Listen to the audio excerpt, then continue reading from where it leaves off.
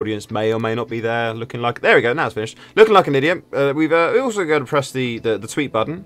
So, boop. Press the tweet button for the Saturday Spiders. And yes, indeed. On that note, today is Saturday. It is shortly after 8 PM. So that means good morning, good afternoon, good evening, good day, and welcome to the DK109 channel for some more D&D. So it's been a week, and yeah. Party members, wonderful party members, my friends and companions. I'm joined once again by Ty. Hello. By Westlaw. Hello. Is now a good time to point out we have the wrong overlay on? Yes, that is a good point. Can change that. Thank you. I see. I was too caught right? up. No, it's fine. I'm just that good. That's that fine. Kind of guy. It's fine. No, it's I was all caught up with the new Twitter stuff that I hadn't actually looked at that bit. Yay, go me, organised. Joined by Dakota. Hello. We're joined by Badger. Hello. And our new rookie in so many ways, Sean. Oh, thank you. Hello. And hello to Doge. First person here, as always. The first person here. Wonderful and dedicated. We love you. This is all. We do all this just for you. So what happened? What happened last week, party? Some short fuck ran us into a fight that we could have approached much better. Sounds like you needed Pook there. No, not quite that. I'm sorry. Do you want to touch a pepper to go with your salt? Hey, I'm gonna get some awesome spells, and everyone's gonna be like, "Oh my gosh, he got some spells!" And it's gonna be amazing. Could we use them in this fight? If yeah. we survive Gem, this fight, we can spotted range. it. But thank you Hang on. for letting us know. We Check the sorted it. range on those. The wonderful no. disconnect between times there and lag and things. No, 30 feet. Sorry, no, it's not. Good.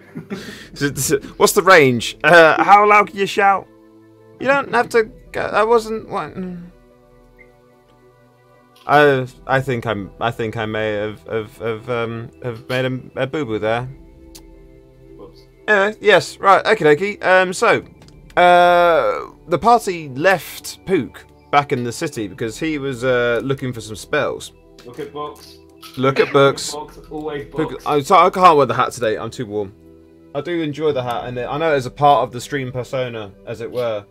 You know, Dr. Disrespect has his glasses and that and that stuff, and I have So the hat. Literally, you could dress up as that guy. Really? Why would I Yeah, want to?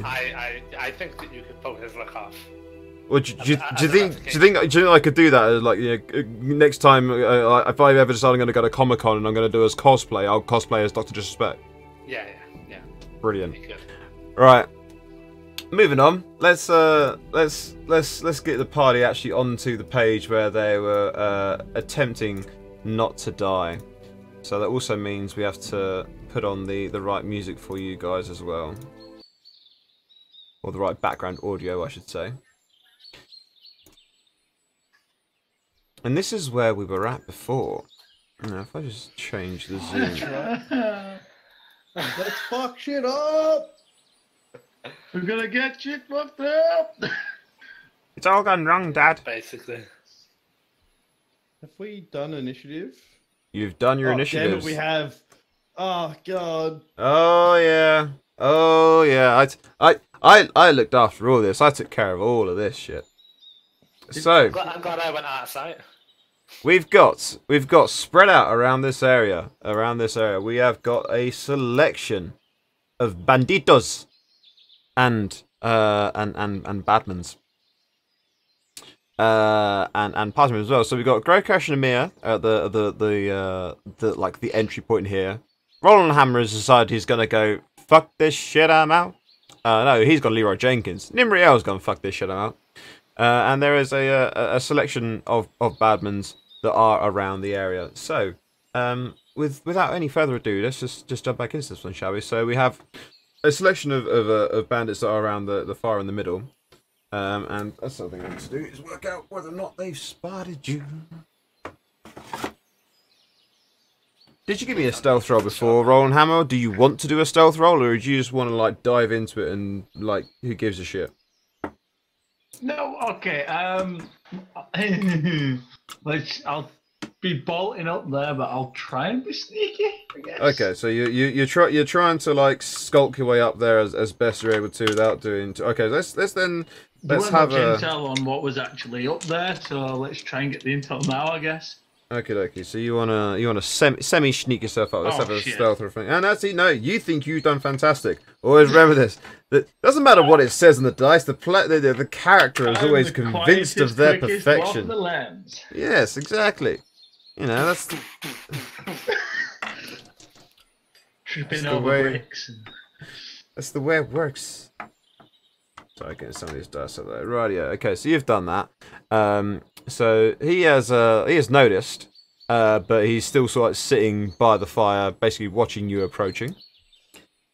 And the next one is this bandit archer over here, who is actually not going to have line of sight, and he's still looking out over the area that he's looking at. So there it comes around to Roland Hammer, the first player to act.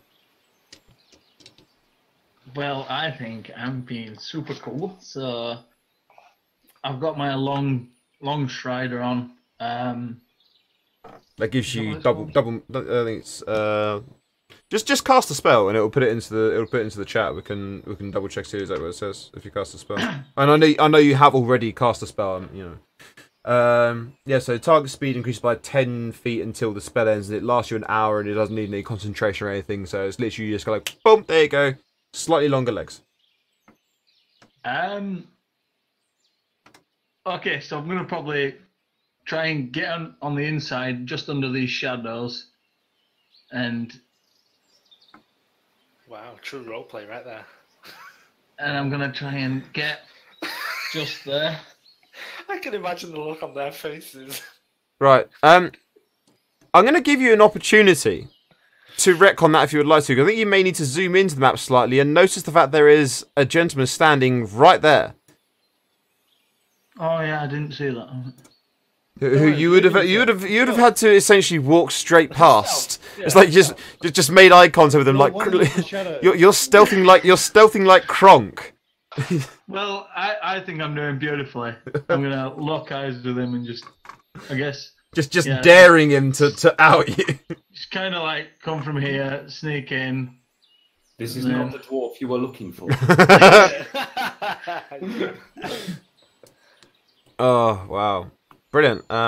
Well, he's actually the next person to go as well. And he's like watches you as you walk in. They're like, hello there. And he just goes, evening. How can I help? I'm gonna like turn to the wall and just whistle slightly. Has anyone seen Grandma's boy? You're not talking to me. Yeah, he's going to talk to someone else. You're stealth. He'll just like reach over and lean down to tap you on the shoulder because you are a dwarf afterwards. Like, excuse me, sir? Since we don't seem to be in combat, can Amir move closer, or you're gonna make us wait? Well, I was expecting you guys to go straight into wailing on them, so that's why I had us roll on the initiative. But given the fact that we are essentially, no one has actually initiated a combat on that. For now, we'll let it be the more relaxed way that we do the turn process on this. And welcome to the Dungeoneers, Barely Damon. That's a wonderful name that is actually, just Barely Damon. But yeah, so you got that's the people joining us. One of the things we do is when you're not actually in combat, we've got a bit more of a relaxed thing when it comes to the whole moving and things. So they've got like the freedom of movement, freedom of action, freedom to talk and things. So yes, this gentleman is still tapping Roland Hammer on the shoulder. Where's Nimriel's token? Excuse me, Nimriel is to your south. I'm just gonna like look at him Oh, and okay, I like, see. I guess. Hello. Lovely place you have. Not really. It's a bit of a shithole, but it provides some break from the wind. Who are you? What are you doing here? Are we beating these guys up? Is that the intent here? Well, so we can bring him in alive. That I've got a gets us few more things. money. I've got a few things I'm willing to sell to make. I'm an artist, a bit of an artist. I build armor. I'm looking for some new, let's say, It's a buys. demon! Whoa, whoa, whoa, whoa! What do you mean, demon? I'm just a tiefling. You got horns and a tail, you're a demon! I'm not a For demon. I'm fuck's just sake. a citizen. Jinx, Of you the can't Lord. just Thank you. say that! You can't points just at the say word. that! I'm with him. I'm with the rolling hammer here. Right. Okay, what? Oh, god damn it. So the other ones that are around the fire are starting to take a bit of notice of this, and sort of like they're moving around to try and work out exactly what's going on with the noise. They've seen. Well, these two are staying sat. These two here are staying sat by the fire. They're just looking up with some curiosity. The one who appears to be in charge and is talking to Roland Hammer. And basically just following him a little bit. He's trying to work out where he's going. Is trying to converse with Roland Hammer. And then you've got two other guys here who... One of them is clearly a bit less forward-thinking than the others. And is clearly not the most polite person in the world. And his companion who was trying to stop him from making an absolute arse of himself. She tries to hold up her hands to the guy who's being like, accusing her of being a demon, and says, "You're gonna cast a spell on me? For God's sake, Jinx! Shut up!" I'm just trying to show you I'm unarmed. I don't do the magic thing. Ooh. I don't know. Chance I can climb this mountain while this is happening. It's whatever not it is. that high up, so you should be able to do it fine. But let's just have an acrobatics roll to see whether or not you lose your footing and fall down and break your ankle.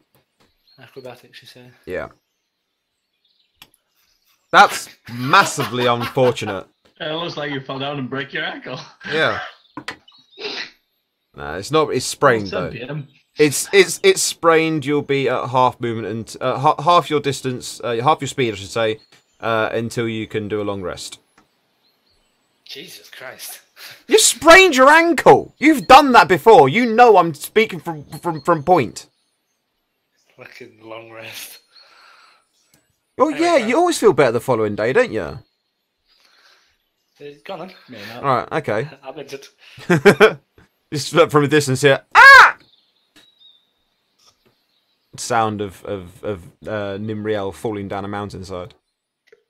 Purposefully ignoring the noise, Numia looks at Roland Hammer, who she heard talking about wanting to purchase and sell things.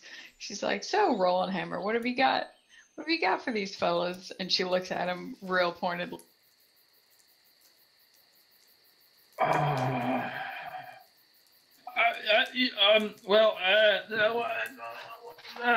Oh crap. Well, I can tell you. Oh shit. So, you know, guys. There's a lot of guys- panicking. Yeah, I'm gonna try and Well, lag it. by the way, Gresh, you haven't like snuck up behind this guy because you essentially have to go past him in order to get to where you were. So he's just like looking at you. He sees that you're a rather large half-orc type person and is somewhat in trepidation and shock. In that case, where is it? There you are. Oh, He's not really paying that much attention. He's more just a case of just staring, particularly at your scar. alright, I'm gonna try and be stealthy then. Just squat low. Be one with the ground. Whilst he's staring at you after you've attempted to intimidate, Yes. he's basically you've looked at him and gone like, "Arrgh," and he's like Yeah, staring at well, your scar, and you're like, I've jumped out and been like, boo. And now that he's not phased, I'm like, white shadow. right, let's have a stealth roll from you as well then. Oh god, I hope this one works. God, page load. There we go. Okay, where are we? Still. Well, Wait, disadvantage? You're wearing heavy armor, aren't you? Ah, yes, that would be why that happened. Oh well. Still killing it. Yep. He did roll quite well with his perception though, so he's sort of like he hasn't because you didn't like break line of sight, so he's just been like watch you disappear, and he's just like, okay, sort of watching you heading around the side of the building. No one ever suspects me. The butterfly. I'm reminded of the orc rogue that has no ability to bluff or hide, and but just maxes out his intimidation. And he's like, "You nosy grog," and people have no choice but to accept it. What So else are we doing, guys? How there's no violence going on just yet. Namia's going to raise her voice purposefully, and it will probably be loud to the point that the bandits are going to be like, what the fuck? But she'll say, so guys, we heard there's some bandits about here. Have y'all heard anything about that? So the captain guy, who he's the one who's different. He's the one who's in charge. He does sort of like turn a little bit so he can look at you as well. I'm like, well, that's probably us you're looking for, but I don't really like the term bandit. I prefer differently employed specialist. can I roll a stealth check? To try and sneak away at this point, yeah, go on. While he's doing that, can I attempt to scale this thing again with my fucked ankle? Yeah, that's definitely gonna be a disadvantage acrobatics roll for you though. I mean, you've already twisted your ankle once. So yeah, you managed to like hand over hand crawl yourself up the cliff face, or the dirt face to be more precise. Have you thought about trying a different form of employment? Well, most of us are, well, all of us are somewhat thuggish in that we used to be either soldiers, crew of the smuggling ships, and various other what society would class a ne'er-do-well. You know, I've got to say, you are the most articulate thug and or differently employed person I've ever met. Quartermaster from a smuggling ship helps to know how to read. Well, what's your name, Mr. Quartermaster? Darius. Darius. I am here to bring you in. Why would we not attempt to stop you from doing that? Can I try to climb again while this conversation continues? Yep, same again. Disadvantage. I understand that you might resist, but I suggest that you come willingly. You know that there's a good chance that they'll just execute us, right? You realize that there is a potential here you're asking us to go to our deaths. Face atonement, motherfucker. Was that in character? No. I mean, all we've done is hold people up, taken some of their wealth so that we can still get by. We haven't hurt anyone, haven't killed anyone, but they don't, banditry's banditry.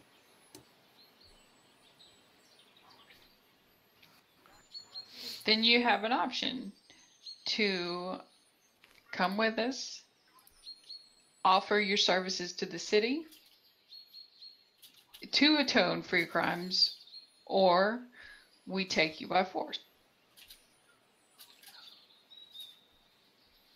Oh, I think you're going to have to try and take us by force, but if it makes you feel better, we'll try our best not to kill you. Read the chat. And he pulls his he pulls his weapon out. If you're doing that, so you're to grapple the man in front of you and chokehold him to sleep should a fight begin. Okie dokes. Well, you will attempting to sneak up behind him, aren't you? Just gonna jump on him. You just want to If the fight launch starts, yourself at if him. The sound of a fight starts. She's jumping at him. Okay, around. right, fair enough. Okay, thanks. Right, well, that is the point where we will start a scrap with everyone sort of like jumping to their feet if they're not already on their feet and drawing weapons and such. And the leader of the apparent leader of the group says, "Flats the blades, lads. Let's not become murderers." Huh, what a nice man. Leroy. And it will start then with the next guy, which is this one. Mike, Yeah. Roland Hammer. All right. I'm gonna knock the crossbow and aim. Well, you can wait till it's your turn in the turn order. Yeah, I'm gonna. How do you want me to treat this action then? Do you have that as a held action for the start of it if a Yes. fight should kick off? So that we'll treat that as a held action, so you can do that one. What do you want me to do for it? I'm just thinking. Let's treat it as a grapple. Treat it as a grapple. So you're well, basically grapple is basically you using your athletic strength or athletics to overpower him, and he can use either their athletics or dexterity to dodge it. And so basically, because he's not aware, he's not going to be able to dodge it. He's going to have to try and resist it that way. So it's going to be athletics for him as well. Alright. Yep, so you are currently grappling him, but it's going to take more than that to choke him out, but you are currently grappling him.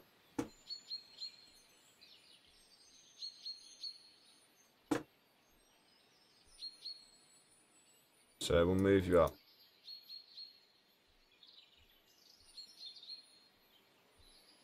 And let's put that symbol on the pair of you so we know what you're doing. I'll zoom the map in a little bit to make it a bit easier for people to see because you're all a bit more focused in one area now. How are we doing there for the stream view? Is that an okay view? Can we see everything? Yeah, we can see everything. Okay, so it's this guy here who's going to put down his crossbow and swing at Grokash with his scimitar. Bring it, bitch. He gun done do to bring it. And does a 21 hit you? Oh, fuck you, yeah. That'd be 3 points of slashing damage for you, sir. Oh, are you not going to roll in chat anymore?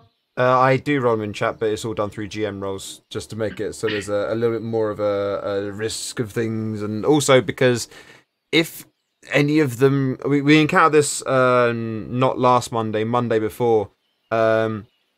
One of the other players encountered some wolves, and the wolves managed to roll 3 crits in a row. But because they were there rolled, I couldn't really do anything about it to try and fudge it a little bit to make it so it was a bit more theatric and not just him being brutally murdered by some wolves. Right. So by having it as sounds pretty fucking theatrical, to be honest. by having it so it's hidden rolls, I can do a bit to fudge it and make it so that he's only got 1 hit by left, and that have a bit more actual drama and not just bleh happening for stuff. So to hopefully make it so that because we have the rule, didn't we, of the Hollywood rule of cool. That's one of the things we say for the game. So hopefully this will help to keep it a little bit more Hollywood.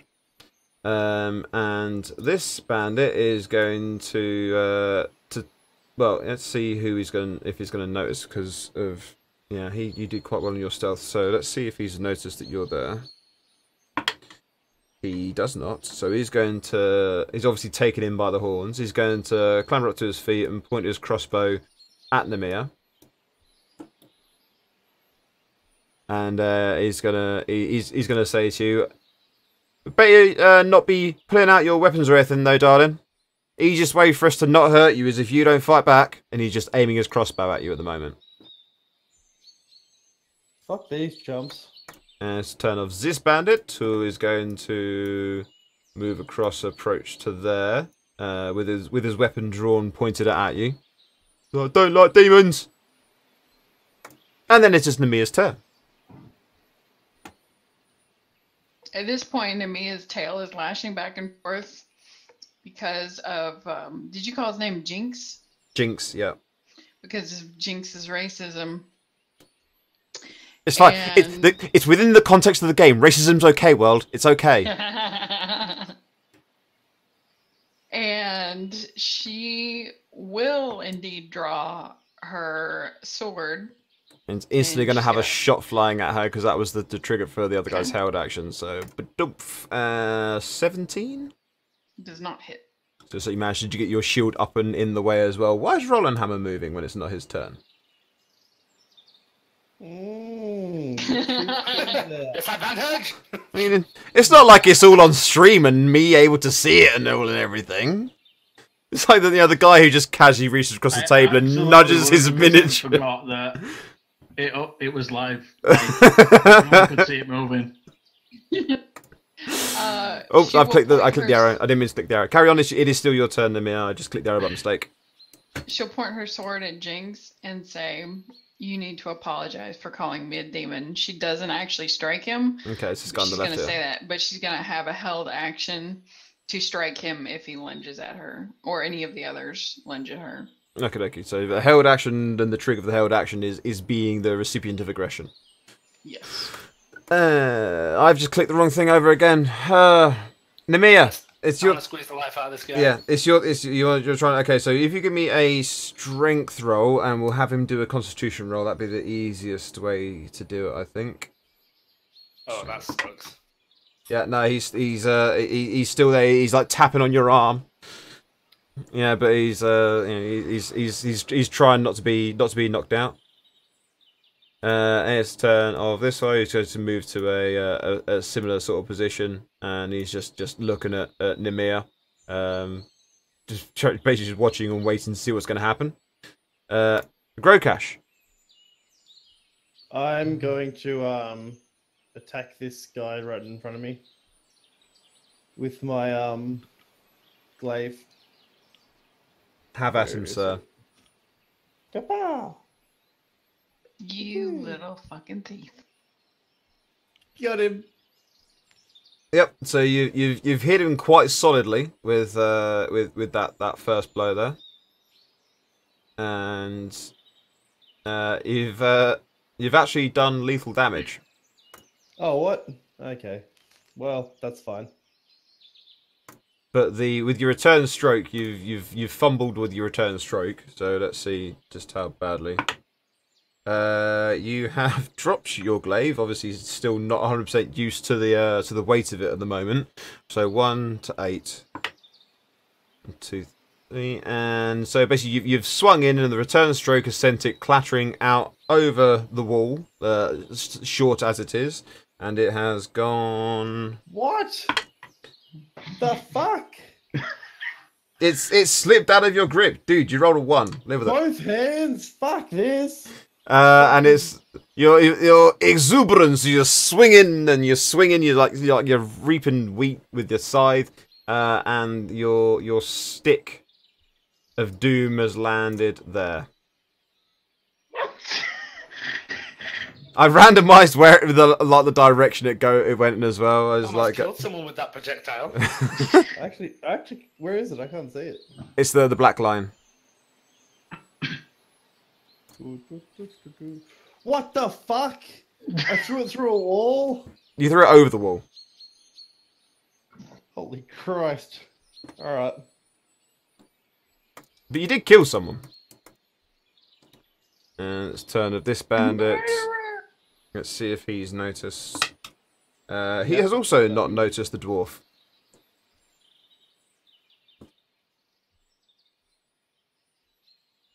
He's going to get up and sort of like approach as well. So obviously everyone's a little bit nervous about this apparent demon. Apparent. And it comes around to the bandit archer, who's going to attempt to slip out of your grip. Am I doing another strength roll here? Yes, so it's you'll need to do another strength roll to try and restrain him. He's going to attempt to slip out with acrobatics, and he does not. He rolled really well. So yeah, you still got hold of him. Roland Hammer. Okay, so I'm gonna knock my crossbow at the crossbow bandit Okay, dokes. in the centre.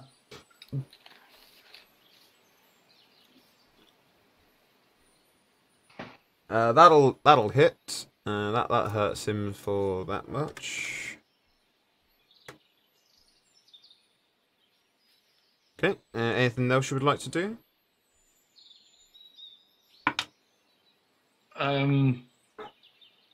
I guess I'm not still stealthy now. No. Yeah, you've done an action, a stealth breaking action. I'll just try and move to more of a vantage point.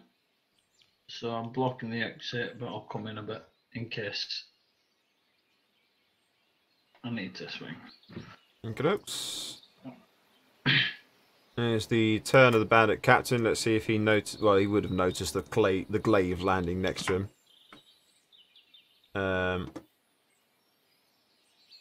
Let's see if he's. Well, you've walked in as well, so he's going to see you again now that he's seen you properly. Well, seen you us again. What a guy! He's going to approach you with weapons drawn.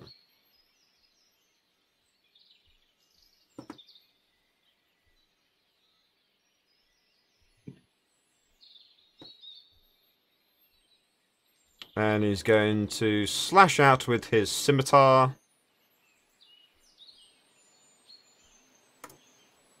And a return stroke with his dagger.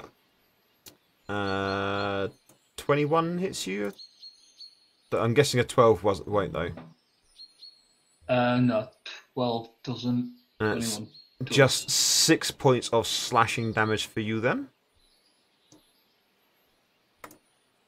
That bandit archer is actually dead, so it comes out of the list. It's turn of this bandit archer who's just been shot at, and then you've moved in, so he knows that you're there, and is going to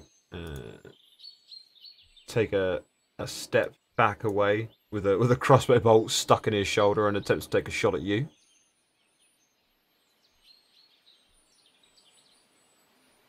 So load up the catch it again. And then with the light crossbow, 17 hits, I think, just about, doesn't it? Yes. It's Is it 3 3 points. 3 points of piercing damage, yeah. And that's turn of Jinx, the racist bandit, who, given that is all kicking off, is going to approach slowly with his weapon out, saying, "Put it down. Put your weapon down."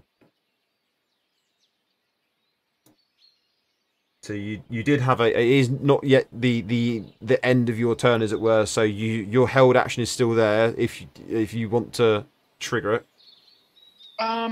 He didn't attack her, so no. That's why if you choosing to interpret the approach as an aggressive act as well. That's why I'm saying if you want to, and as opposed to saying, look, because you told me what was going to trigger it. I was like, yeah, okay, well, he's not 100% of that. Go ahead and not.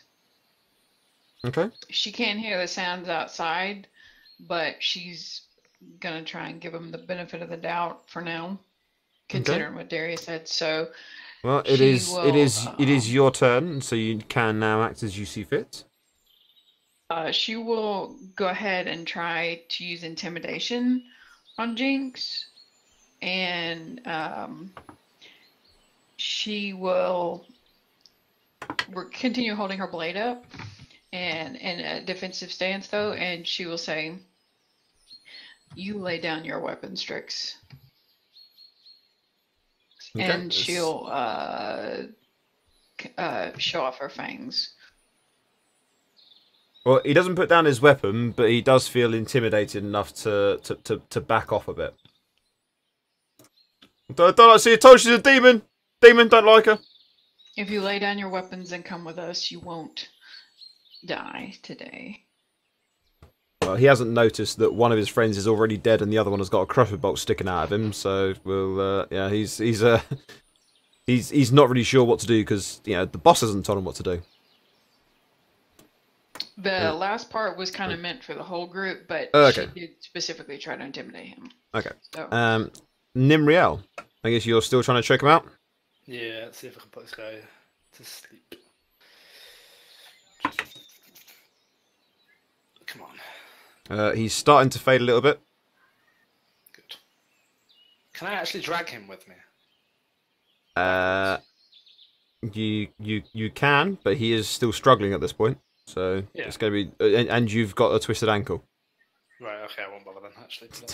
So you can, just be aware. There may be some dice rolls involved.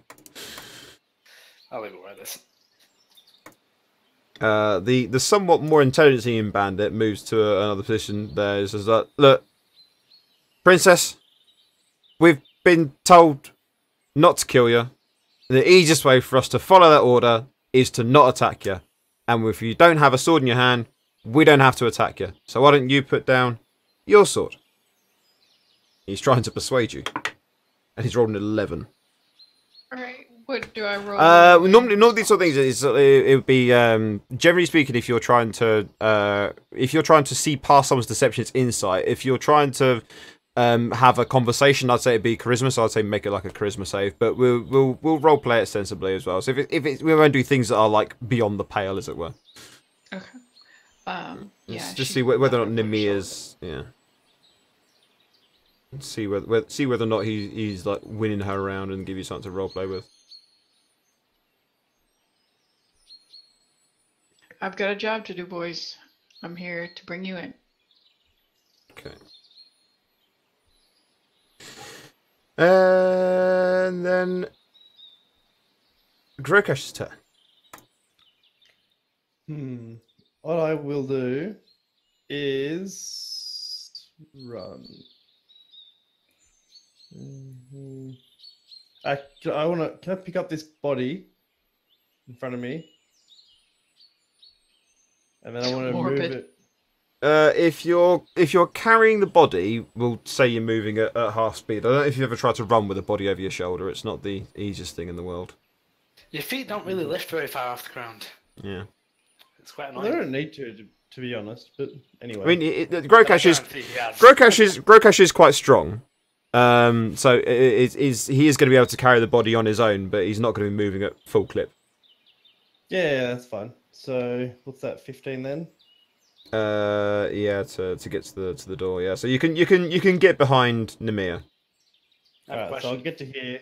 Yep. Did Grokash aim to kill that guy when he finished him off? No, not at all. Okay. But you know, you do what you got to do. So Wait. What I meant was the blow fatal intentionally? Because you He- choose to not have a fatal blow. You have to say at the time when you're making the attack. yeah, Yeah, I didn't think so I was you going killed to roll high enough, so I was like, I'll worry about it next turn. But, Has no. Yep. Carry Sorry? on. Sorry, carry on. Yes. You- As I get to this area with him just like over my shoulders, I want to throw him down and be like, surrender or die. I'll talk about throwing the situation into fucking chaos. Right. And then, can I intimidate? You go on, do an intimidation roll. What are your thoughts on giving me advantage? Say again. What's that? I accidentally clicked my mute button. So you have to do that What are again. your thoughts on giving me advantage after I rolled a 13? Not well. To be fair, you are dumping a body in front of them, so yeah, you can have advantage. Yes! Yeah, that's a much better roll. And then they roll a 30. What? How? Well, two of them rolled nat 20s, What, but one of them, we'll say it's Jinx has sort of like panicked a little bit. But the other two is like, right, boss, they're happy to kill us, so we're gonna kill them. Sorry. He is correct. And this one going to step in to attack Nemir with his scimitar. Did she lose her ready action? I didn't specify I had a ready to action. I meant to, but I didn't. So, no ready to action. Get it. Scimitar with a to hit roll of 21. That does hit. 3 points of slashing damage for you. That's been a really consistent number, the 3 points of slashing damage. Like, you get 3 points of slashing damage, and you get 3 points. Everybody gets 3 points of slashing damage. Nemir, you definitely... sorry, not Nemir, Nimriel, even I should say. You definitely need to roll an athletics or whatever you want to do to try and choke this guy out. I know you rolled a 24, but he rolled a nat 20 to escape. So basically, the only way to beat a crit is with another crit, even in these sorts of scenarios. That's a 19 as well. Yeah, so you did really good. It's only the fact that he got that crit that he's able to like kind of get away from it. But because of the fact you did roll 4 above even what his crit was, we'll say that all that's happened is that you basically the element of choking him out has been reset. So you've still got hold of him, you're still grappling him, but he's managed to get himself he's managed to gasp himself a breath of air. Roll and hammer. Alright, seeing as though I've just been like whomped by Captain over here, I'd like to shoot him in the face with the crossbow. Okay, that'll be a disadvantaged attack because you're at point blank range with a ranged weapon attack. So just roll it again. We'll pick the lowest number. Oh, that's really unfortunate, isn't it? Because that's not what you want. But yeah, with the 6 to hit, you know he manages to basically he just swats at your crossbow as you're taking the shot, knocks it to one side, and the shot goes wide. Anything you'd like to do with your bonus action or move or anything at all? Yeah, I'd like to put it away and pull out an axe. Okay, so it was say it's your that's a bonus action to stash it away and pull out your new weapons and stuff. Yeah. And it is then the turn of the Bandito Capitan. And Bandito Capitan swings him with his scimitar, and which misses, and then the turn stroke with his dagger hits at a 24 for 6 points of piercing damage. God, I'm getting wrecked right now. 6 points. And then the bandit archer that's over here is going to level his crossbow towards the door and tries to take a shot. If he fucks this one up, then one of his boys is getting shot in the back of the head. Yes. I'm actually going to give him disadvantage on this as well, just because of the how crowded it is and the fact he's got a crossbow bolt on his shoulder already. Holy motherfucking shit! Did he throw his blade across the room? No, he didn't. His disadvantaged attack roll was a 22. What? That's 9 points of piercing damage, Namir. All right. He literally he rolled a 20. He rolled a 19 and a 20. He's just like he's completely switched on. And then it's turn that bandit who's going to well, that's Jinx. He's still intimidated. I think he's still intimidated. He's still intimidated, so he's sort of like cowering back a little bit further. Namir. All right, Nimi's gonna step in and give Grokash a little more room. She's going to go ahead and attack the one directly in front of her. If only Grokash had a longer weapon and he could just reach past you. Shut up, you whore! Actually, she's not going to do that. She's going to use a Battle Master. And she's going to rally old Roland Hammer over there. She's going to shout at him to stand firm. And so what that means, Roland Hammer, is that on your next, you get 6 temporary HP. So on your cat sheet, where there's the heart for your HP, you've got like a plus bit at the top right of it. So if you add the 6 in there, it'll work out everything else the rest it needs to do itself.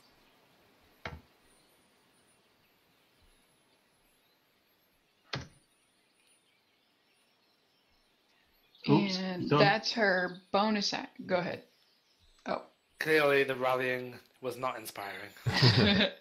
But that's her considered her bonus action, so she will use her attack on the one in front of her. And that will hit. So the one in front of you, yeah. Okay, so that looks like that hit him really hard. He looks like he's not feeling too good. Back down. That'd be her turn. Nimriel. Let's try again. Fucking hell, I'm having my own little fight with this guy, and it just seems like we're cuddling. Struggle, snuggle. Struggle, snuggle! That's the one. Look at all my rolls for this grapple, though. I know. He just This is gonna be all of my good rolls. he just rolled another 20 as well. For fuck's sake! Yeah, no, he's let's say, I mean, two in a row for that. I can't ignore that. Clearly he's meant to be free. Yeah. Clearly he is meant to be free. Yeah, I get it.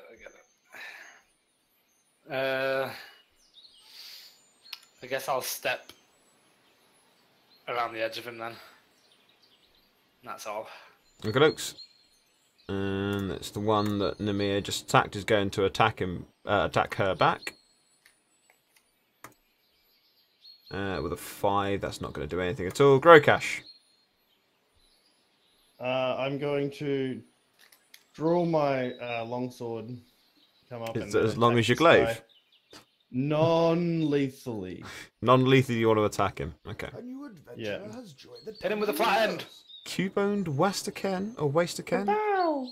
Welcome. That'll do a hit, and that hurts him. That hurts him mightily. He's feeling the burn. Well, it would be if it was a burning weapon, but so he's feeling the cut. He might not make the cut. There we go. That's a pun. You got there in the end, and that's Yeah. what counts. Yeah, I know. I mean, I thought I was going to lose my grip on it for a moment there, but no, wait, that's you. Oh dear.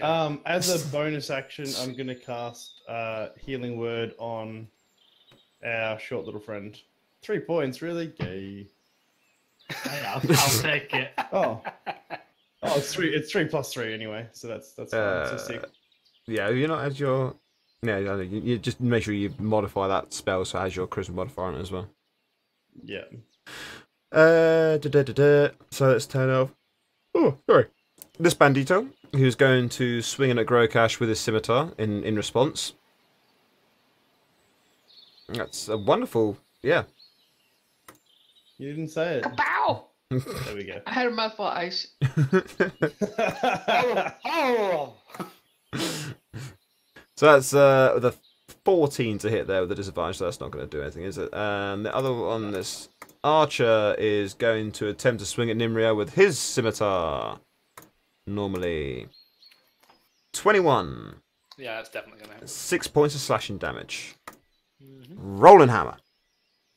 Right, So so 6, sorry. 6, yes. as I'm pulling the axe out, I'm going to step back and swing at Captain. Oh, that'll be an attack of opportunity against you from the captain if you're moving out of his reach. It's a two-handed weapon, is it? So Two-handed does not mean reach. no, I know. So you're taking Looking at versatility. right. Okay, so you say yes. So swing it as you would, and he's managed to parry that one out of the way, and then you're taking your step back out of the way. So he'll do an attack with his scimitar as a attack opportunity using his reaction. Oh well, shit me. He's just managed to roll a critical hit Oh, crap. Ooh. and max damage. So that's 15 points of slashing damage and the opportunity for a permanent injury. I need you to think of a number between 1 and 10. Oh shit. Oh, 4. It's a 2, so you do not have a permanent injury. Call him Roland Hammer Bent Nose. that's it. But then it is the captain's turn. and seeing that that little spray of blood. So is that 15 points deduction? Yes, 15 points down. So that's the first 6 points are taken from the temporary hit points. So you've lost the temporary hit points, and you have minus 9 points to your current health, your regular health. The Bandito Capitan is going to step in and swing with his scimitar, and then his dagger. The scimitar, you manage to you lean out the way of the scimitar, but he strikes him with the dagger for another 6 points of piercing damage. Very consistent with that dagger.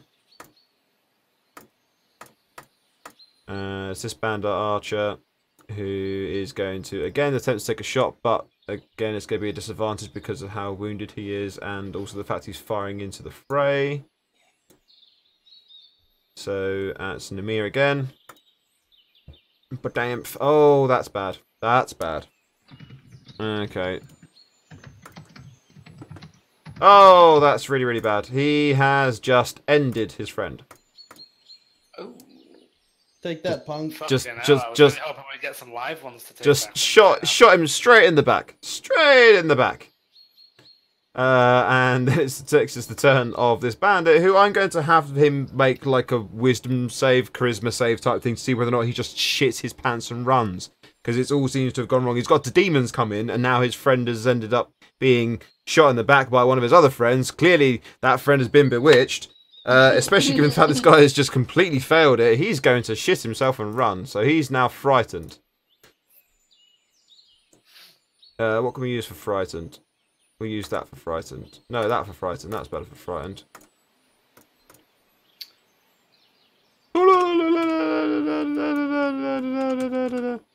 Check and run, check and run.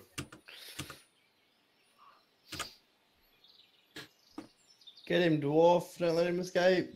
And then it's Namia's turn. Assuming Gorakash is going to be okay for the time being, but more than worried about Rolling Hammer, she's going to go ahead and accept a attack of opportunity if it's taken and run towards the captain. Okay, And- and I'm going to say that this guy's not good enough in combat to get the attack of opportunity on that one because he's been heavily wounded. So Okay, and she's going to turn her blade slightly to try and slam the hilt into the captain, and she's going to say, oh, yeah, that'll hit. "Stand down, Captain. This will be better if you come with us." And she will use goading attack as well. Okay. If he continues, then he will suffer disadvantage if he does not attack her. Let's take a wisdom saving throw. And he fails. So it's the So- wisdom saving throw bit, so he's got to do that bit first. Yeah. So- But it'll be a total of 40. Okay. He fails. So he's now attacking you instead, just so I've got a turn facing you so I know for future. Nimriel. Right, she's just gonna whack him really hard with the side of her sword. Right across the face, if possible. Okay, roll the attack, see what happens. That is He so sees it coming and ducks underneath. I'm gonna use Samurai Spirit. Fighting Spirit, even. Something that intensity in battle can shield you and help you strike true. As a bonus action on your turn, you can give yourself advantage on weapon attacks until the end of the current turn. When you do so, you also gain 5 temporary hit points. The number of temporary hit points increases when you reach certain levels. So you give yourself 5 temporary hit points. And it says on attack rolls until the end of the current turn. So It's fine, it was for the temporary boost. right, I was going to say, did you really want to do that, or do you want to wait until your next turn when you actually get the full benefit of it? Like, Because you've never used this ability will before. I get the temporary hit points? You won't get the temporary hit points now if you decide you want to do it next turn, so you also get the advantage on your weapon attack rolls. So that's what I'm giving you the opportunity. You can either, because you've never used this ability before, I just want the extra, the you just want the temporary hit points. Yep, fine. You can do it now. Then you can do it now. And Grokash. So you guys are coming through. Did you just say Grokash? Yes, Grokash. Okay, good. Yeah, you guys are, or maybe my connection's fucking up. Non-lethally, I will hold on to my sword with both hands as not to let it go and beat this motherfucker over the head. Yes! I was praying for a crit fail at that point because that would have been just like the best thing ever. Yep. So yeah, that hits and that puts him down to the ground. He's out for the count. How is the little dwarf looking? Like how bloody? He's looking quite badly beaten. I'm not done yet. He's seen better days. Okay. I will cast again. Healing word for the 6 HP, encouraging him not to let his height come into. Don't let him down. Just pretend you're an orc, and everything will be fine. And it's that bandit is taking him out of the roll now because he's not completely the fuck out. And then the archer is going to attempt to have at Nimriel. 21. 5 points of slashing damage if 21 hits you. I think it does. Oh yes, because you're not in your regular armor, so yeah. 5 points of slashing damage for you, Ty. Ty? Ty's dead.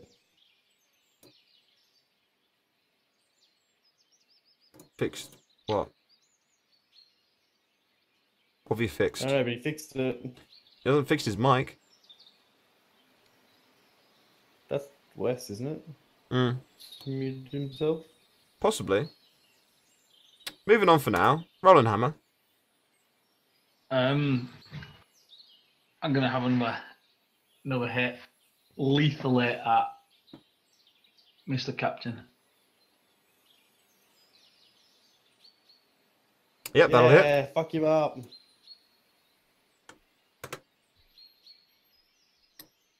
And the captain is going to attack Nemir. Somewhat obviously. Swinging in with his scimitar first for 21 to hit. That's it. And 9 points of slashing damage. The return stroke with his dagger. 15, I don't think it's going to hit you, is it? 15 will not. Okay. You said 9, though? 9 points of slashing damage, yes. And it's turn to this bandit archer who has just realised what he's done with that previous shot. And let's see if he breaks under the pressure of that. He does. He just sort of like falls to the floor. Oh, Martin, no! And he's dropped his weapon. He's crying. Does Nemia have a chance to yell at Jinx before he flees? Well, it's his turn next. You can use your reaction to shout something if you want. No, she won't. Okay. Okay. Then he is still frightened, so he's going to continue running away. Very conveniently towards Nimrael. Which he hasn't noticed that until he gets to there. By the way, you missed your turn, Nimrael. No, he didn't. What did he miss then? He missed being attacked. He's taken 5 points of slashing damage. I'm gonna do that next time. Oh no, no, the damage still applies. It's just because he wasn't there for it doesn't mean it doesn't apply. No. If I can't see you, you can't see me. That's the rule. No, we're not lizards. I had my headset, sorry. Nemea, it's your turn. Okay, Namia will again try and convince him to turn himself in. She'll use the non-lethal damage and say, "Stand down, Darius. We will just turn you in, and that'll be it." Oh, this is that's why I'm definitely a wondering. hit. You got fucked. Yeah, Darius, you dick. It's Get dunked, Darius. Nimriel's turn.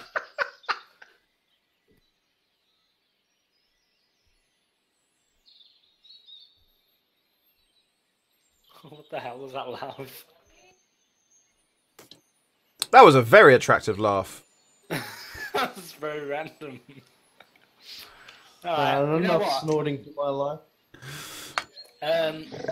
Would I be aware that this guy's run up behind me? Let's have a perception check from you. 'Cause to be fair, he is good. Well, no, actually, he's not screaming. He's just like, oh no, and he's disappeared himself. Yeah, no, you're entirely focused on your mano a wumano combat with the guy who started this all off by holding a crossbow. Non-lethal. And you knock his block off, as they say, but you haven't killed him. But he's down for the count. It was a game of slaps, and I used my sword. Yeah. Do you want to move then- or anything? Well, oddly enough, when you should say that, her intention was to go around the back of the fort. So, she's going to be aware entirely of that guy's presence when she turns around. Yes. Prokash, That's it.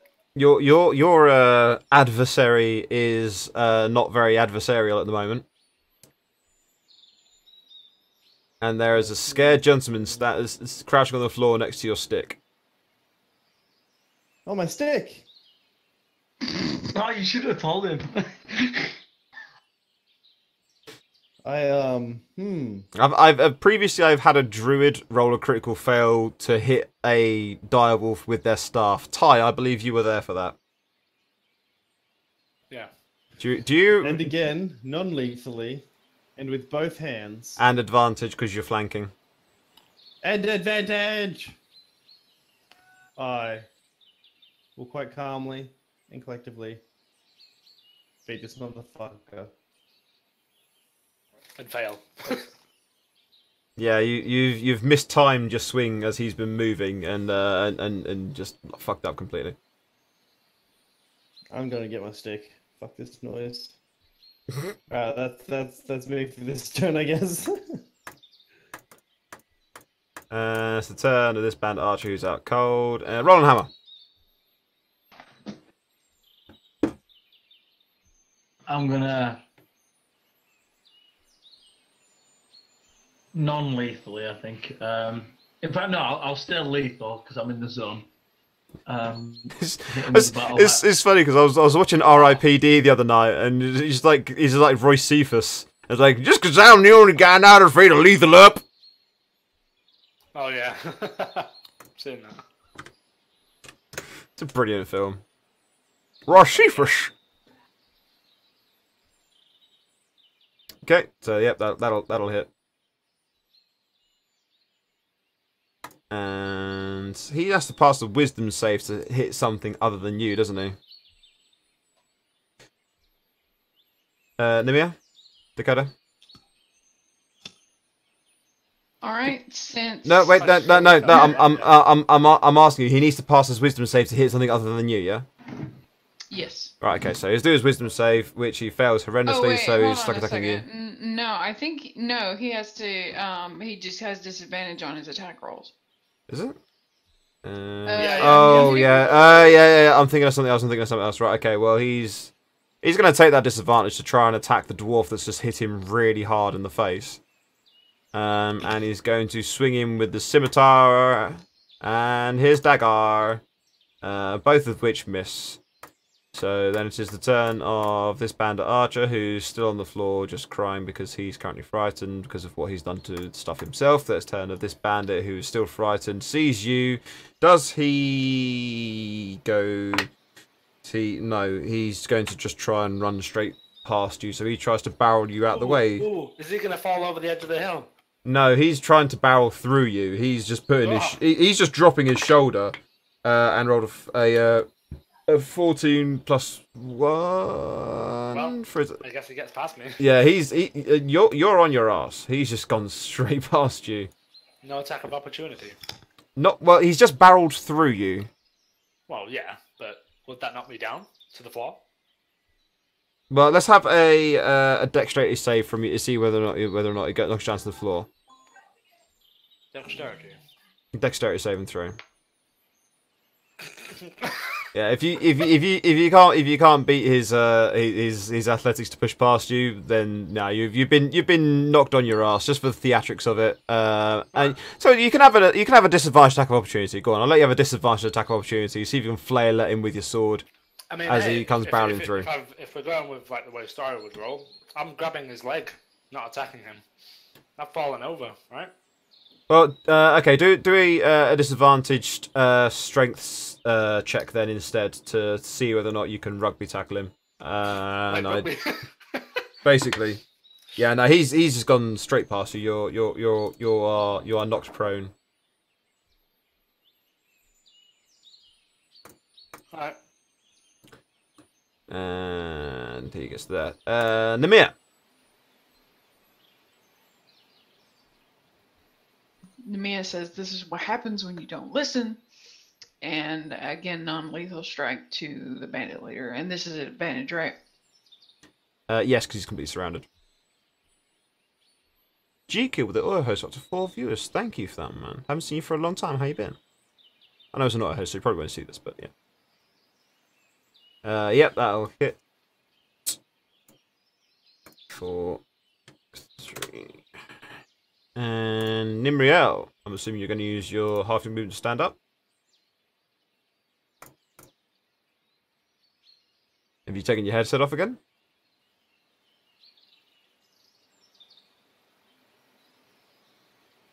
Tie, you fool! Sorry about that. I took my headset off again. You There's will be. many fucking idiots in this building right now. Just to get up, I guess. Do I need to roll for this? No, you don't. He just uses half your movement to stand up. Alright, I'm going after him. Luckily that's 15. Mm-hmm. And this time I'm just going to swing flat sword, you know, not trying to cut him in half. Okay. Yeah, that'll knock him out.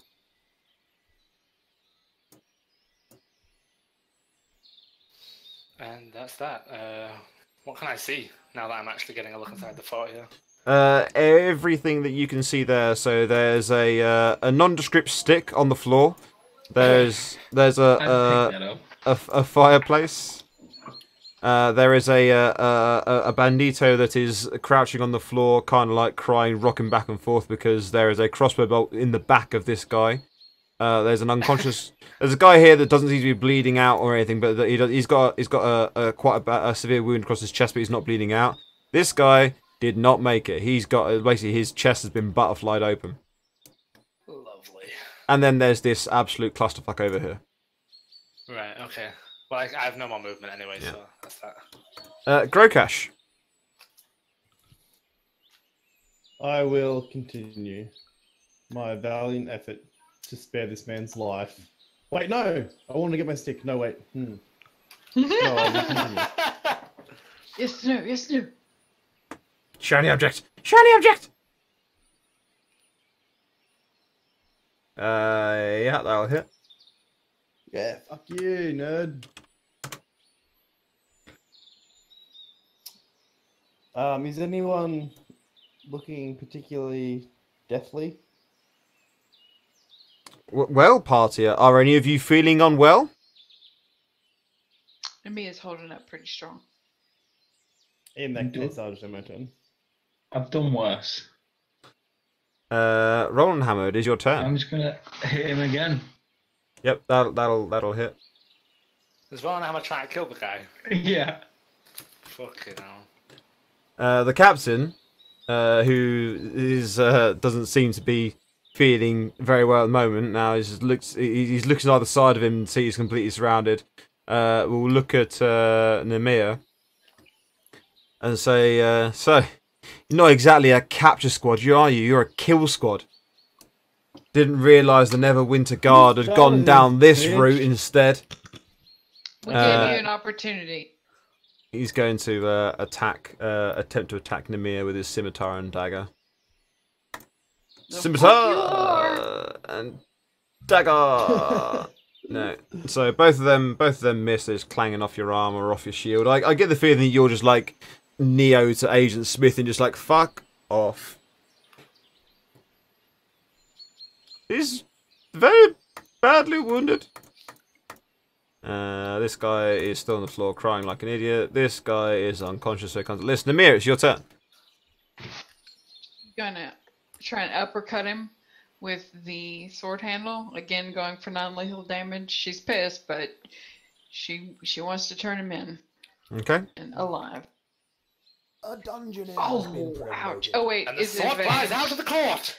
Is it advantage? Oh! Hold on. Is it advantage? Hold Well, on. thank you to Jem for just no. gifting a sub to Doge as well. In order to celebrate that element there of the attack. Why'd you roll it? Why'd you roll it twice? Well, it's advantage because he's flying. Oh yes, but, yeah. But yeah, at least Yeah. at least she's not. Yeah, stabbing she hasn't or- launched her sword elsewhere. She's trying to show off and it hasn't worked. She tried to like flourish and like he's like, oh no, I've got it. Thank you, Jem for gifting that sub to Doge. That's awesome. Doge, if you're there, if you hear it, if you're listening, you've had a sub gifted to you by the beautiful Madam Yanda Jem. Congratulations, Doge. My brain struggles with this sort of stuff. Hey, you got a new symbol as well. There's a sub gifter symbol. That's cool. I get the feeling that might have been why you did it. If you got a new symbol, if you got a new badge. Oh, that's fucking awesome. Thank you for that, baby. You're awesome. I love you. Nimriel. You said one of the guys here seemed like he was not completely dead, right? He's down. He's on the floor. He's unconscious, but he's not bleeding out or anything. All right. Someone's had a drink. Who's had a drink? I've only had tea. How to deal with this? I mean, the guy's out cold. He's not moving. At the moment, she's just measuring how many of us there are and how many of them there are and how many we can actually bring back to the city.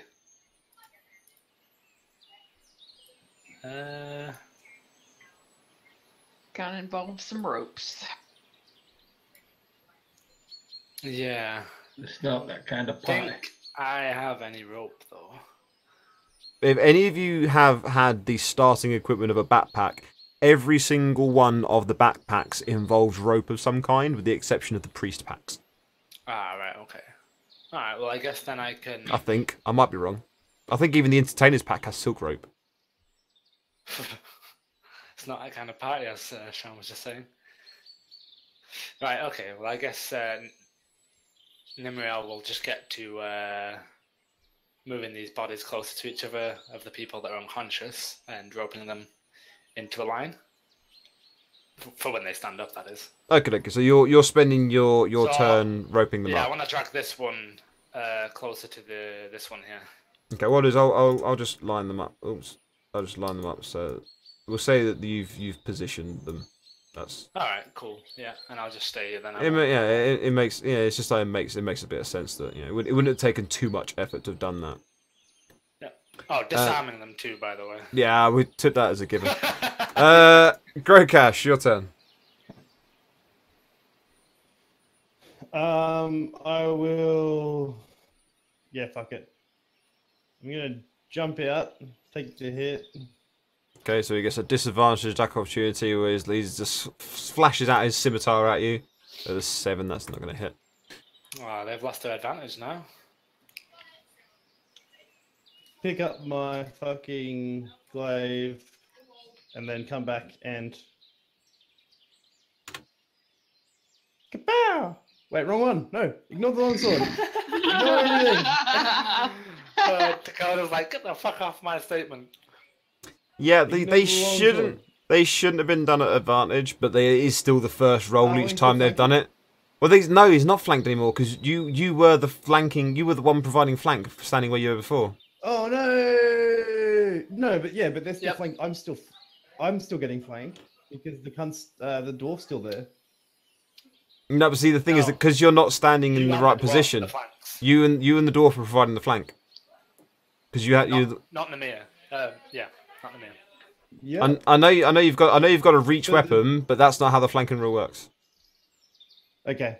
Cool. In No, that but case, but ignore the fucking sword. I clicked the wrong button, Aye. and that was all non-lethal as well. Yeah. Fuck it. But that is still. I was gonna say it doesn't make any difference because that is still enough to put him down. Which is what I was trying to say. Good. Nerd. And he just catches the butt of your polearm on the chin and goes down like a sack of shit. Seeing Is the the guy behind me still He's like gibbering wreck on the floor because he's just killed one of his friends. Approximately 18 seconds ago. I laugh at him. I just Seeing think He doesn't Roll he Hammer's doesn't see you at all. Nemea will hold her sword in front of him. Whoa, friend. To make sure he doesn't stab the unconscious captain. But that is rolling hammer. we'll say that's the end of combat there because everyone is either dead, unconscious, or otherwise incapacitated. So when we come back to you guys, you'll be at the point of returning to the city with 5 bandits in tow. One of which is the apparent leader of this particular group. Did we find any goodies? Well, we'll come back to that. 'Cause we'll come back to that. Because I can tell you now, you can't see any stash or anything in this area. So it'll just be a case of whatever it is you found on them. So we are going to somewhat kind of time travel a little bit as well, backwards, because Westlaw decided that that Pook would not be going along with this journey because he had other things he had to do. Point out, I didn't decide not to go on the journey. I wasn't given the option. Well, yeah, that's actually that is true. To be fair, they didn't come to find you, did they? To be fair, that is true. That is Dicks. you wouldn't have come, you book reading bitch. Got him. Whoa. Whoa. I'm sure he believes that his ability to split Whoa. skulls. To be fair, to be fair, they're probably right. Given the choice between books and hunting bandits, what would Pook do? Well, it depends because actually, when it comes to family, friends, and companionship, it's a difficult choice, but the winning one is family and friends and companionship. Yeah, actually, yeah, because of his background, that does make sense. Actually, So get fucked. right. So when we regale you with our story, we will learn that you would have come with us. You'll just be sat there like, oh my god, no way, cool, so cool. So you were looking for 3 particular spells in the mage's library. 3? I got 3 written here. Really? Yeah, burning hands, disguise self, and hold person. Oh yeah, sorry, you're right. You're absolutely right. Yeah, because I could afford 2 first level plus the second level. Yeah. Yeah. Yeah. So basically, you have 4 spell slots worth of stuff to learn. So yeah, you could either choose 2 second level, 4 first level, or the combination you have of 2 first and 1 second. So that's what you're looking for. Let's see how good you are at finding this. So Arcana is intelligence based, isn't it? It is. And you are looking for a thing, and I believe investigation is also intelligence based. It is. So let's be smart about this, and we'll say we'll just do it all through. In terms of finding it, we'll do it as investigation to see whether or not you can find the right books. Mm-hmm. And then we'll I think because the Arcana is kind of taken as a given that you're going to be, you know where you're looking at because of the location you're in.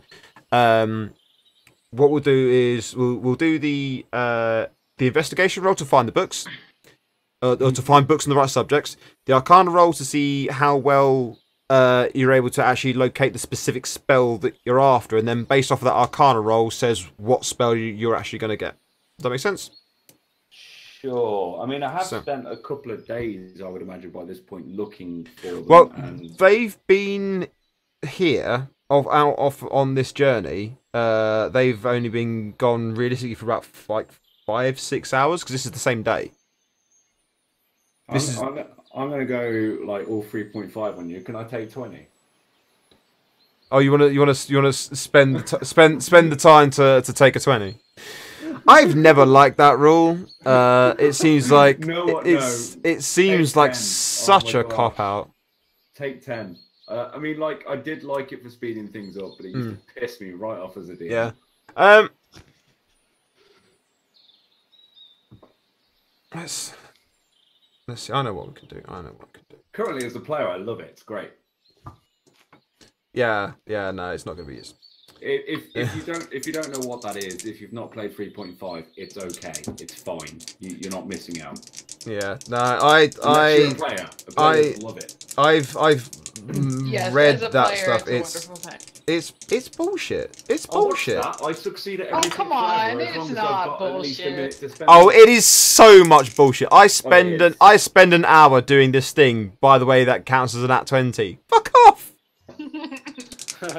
I would like to spend an hour telegraphing this one single attack into my friend's skull. You know, because you. Oh, come on, you could use it for attack. No, I know you can't. I'm taking the piss. And So it's like whenever you came across a locked door, I take 10.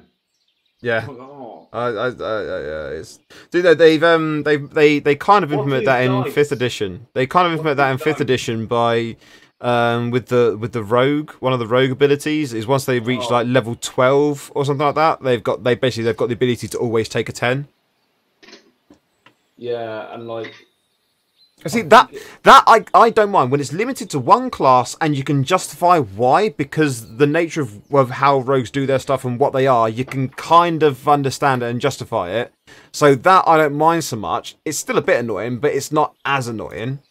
Yeah, no, the whole for anyone to be able to do it, regardless of what I'm a barbarian. Oh, I'm looking for a book. I'll take 10. Fuck off! You're a barbarian. Go eat meat. So, I mean, like, rogues are just bullshit in general. I mean, it doesn't often happen, of course, but when they get to level 20, do you mind if I just indulge the stream and just read go out for it. the level 20 ability? Yeah. At 20th level, you have an uncanny knack for succeeding when you need to. If your attack misses a target within range, you can turn the miss into a hit. You could just turn it into a hit. Yeah. Alternatively, if you fail an ability check, you can treat the D20 roll as a 20. The thing that is really bullshit about that is if you've gone down the assassin route and you've taken the alert feat as well, that means you've got a ridiculously high initiative anyway. So like, I'm going to try and attack this guy. Boom, I've missed. Okay, well I turn it into a hit. By the way, he hasn't had a turn yet. By the way, that means I'm doing extra damage. By the way, that's a crit move. Automatically a crit. By the way, my sneak attack is 10d6. I'm just going to manage to sneak up behind a guy and done him. It's you missed. Lol jokes. It's never miss again. It is so much bullshit. You guys are talking about 3.5, yeah? No, this is 5th. That's 5th edition rogues. 5th edition rogues. To be fair, 5th edition rogues very rarely make it to 20. Yeah, no, because there's always that same old thing of like, where's the rogue doing rogue stuff? And never seen ever again. Yeah, to be fair, most characters don't get to level 20 because it's so hard to get there. Yeah. The highest I've ever actually legitimately gotten in the game was 13. Yeah, and when I say that because I did at one point I did at one point take part in a campaign that was we started at level 18. It was an end game campaign thing, and it was just basically everyone's excuse to just like, okay, how fucked up can you make your shit? So I mean, yeah. All the levels.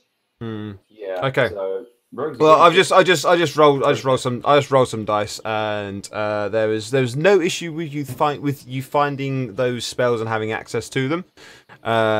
So yeah, it's kind of it's just yeah. If you're spending, because you are, it does make sense. You're going to spend like your whole day there looking for those spells.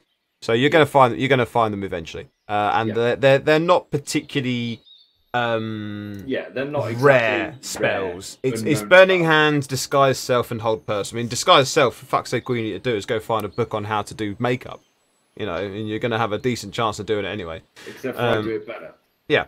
instantly. And Hold Person. Yeah. So you've just got the Homer Simpson makeup shotgun. That's what it is. So you got that. So those spells are got on hold of for you. Is there anything else you would have been doing during your time staying in Neverwinter? Staying in Neverwinter and looking for these books. Is there anything else that you would have been doing, or should we get the rest of the party back to the city, where I imagine you'll be linking up with them in the evening? I'm just having to think of what else I might have been doing.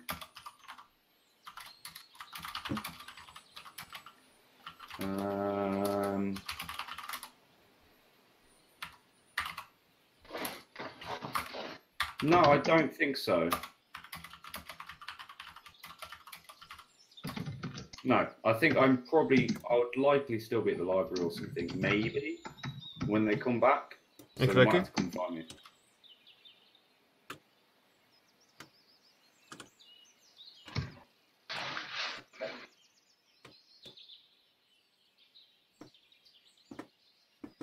Okie dokes.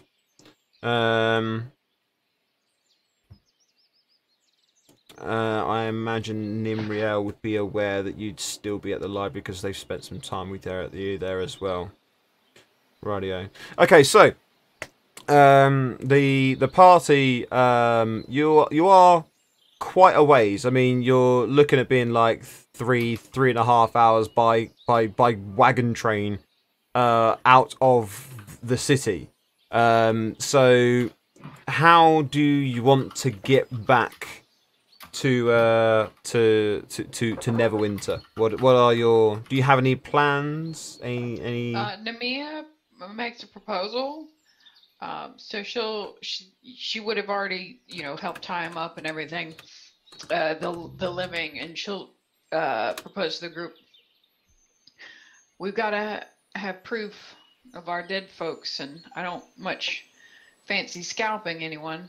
So I say we have our friends here, and she pats Darius on the head with her hoof, and it is a tap. It's very light, and we have them carry their dead friends. Oh, savage. That's pretty brutal. She shrugs. I Agreed. need to rather save up scalp some of them. my strength. Behead them. Yeah, let's just. I'm just gonna behead them. Behead them. Put Behead them. their heads in a sack.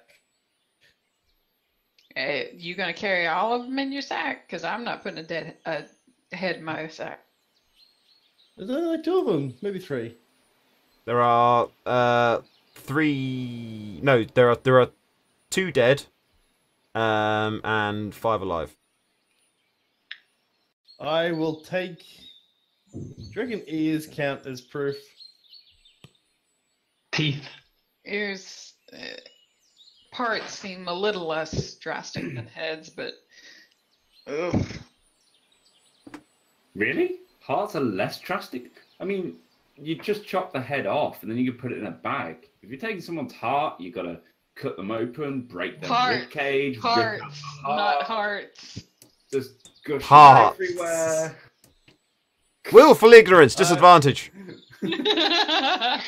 I'll cut off their heads and put them in a sack. I can carry 3 heads. I'm not worried. There's still only 2 of them that you need to take their heads off. Oh, okay. Well, then 2. I'll take 2 heads. Not more, not less.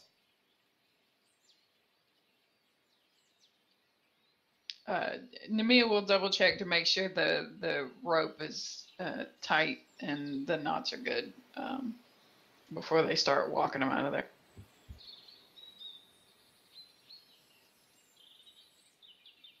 Okie dokes. Righto. So yeah, so you can start on walking them back. So it is quite a ways. You'd be looking because this is when you guys got to this point, it was basically around about sort of like very early afternoon sort of time.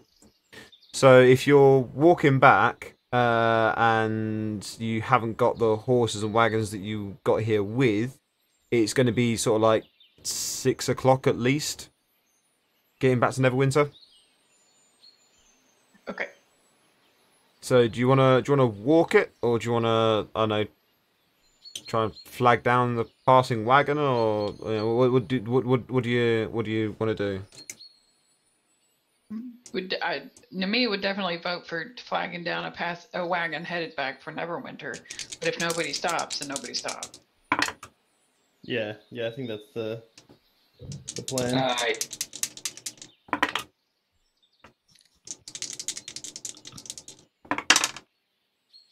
Yeah. So throughout the whole of the 6-hour journey back, no one even passes you by. No wagons arrive. No wagons even appear. It looks like the road, the particular road you're on, is pretty much a dead road at the moment.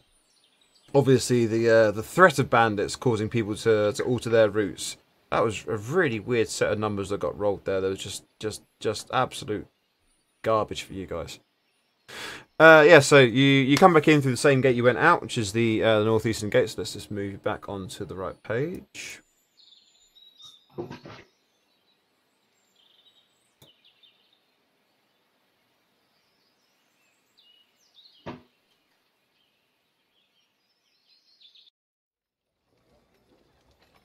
Oh yeah, we didn't talk what they had on them, or did you want to do that now? Well, we can do that element of the conversation whilst whilst you guys are doing the journey back, as it were. So you can search the guys if you would like to. Definitely.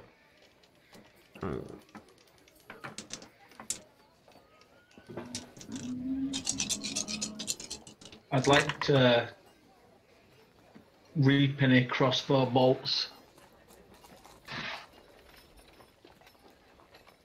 How many did you fire? You only fired one, I think, didn't you? Yeah, but Yeah, you mean from crossbow guy there? Yeah, so if you take so you get your own back without any issue at all. The guys that are there, between them there is 11 more crossbow bolts available for you that are serviceable.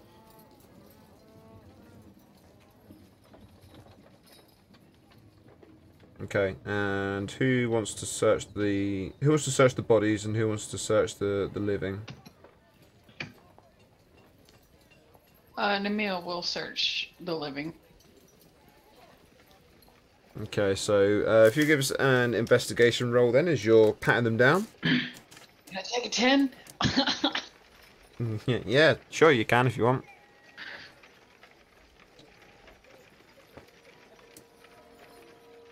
Okay, so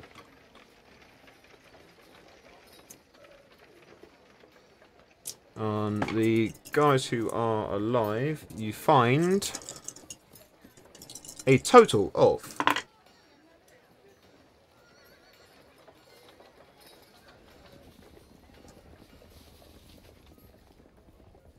3 gold,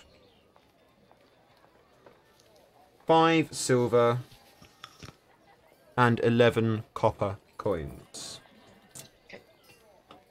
And as far as weaponry, each of the bandits has a scimitar. So there was how many bandits was there total? you said 3. We got 2 dead, 5 alive, so 7 bandits. So there was 1, 2, 3, 4, 5. Yeah. So there was every one of the bandits had a scimitar. So that's 1, 2, 3. Yeah. So yeah. There's some. I thought there was more than there was. Yeah. So that's, you got 7 scimitars. 1 dagger, and 3 crossbows.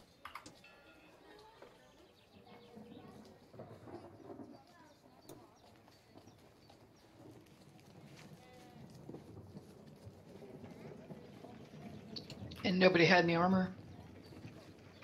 Nothing that is majorly serviceable. They got like leather rags. Crap. Like poorly put together suits of leather and hide.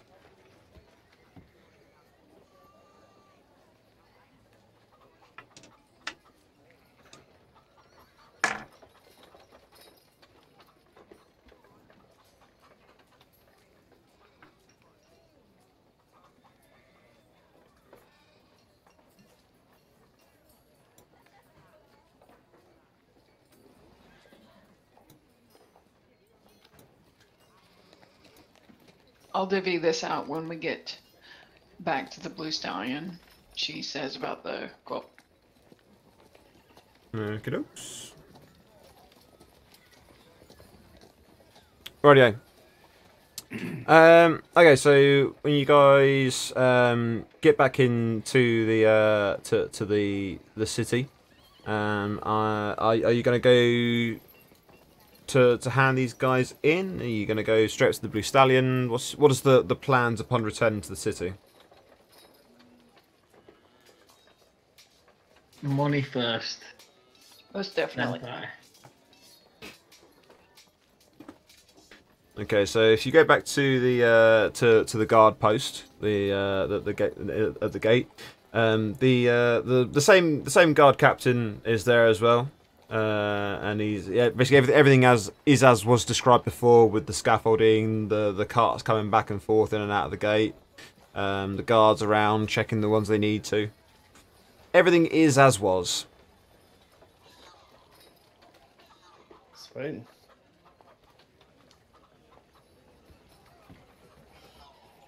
Well, get us our gold, she says to Nimriel, who did all the talking earlier.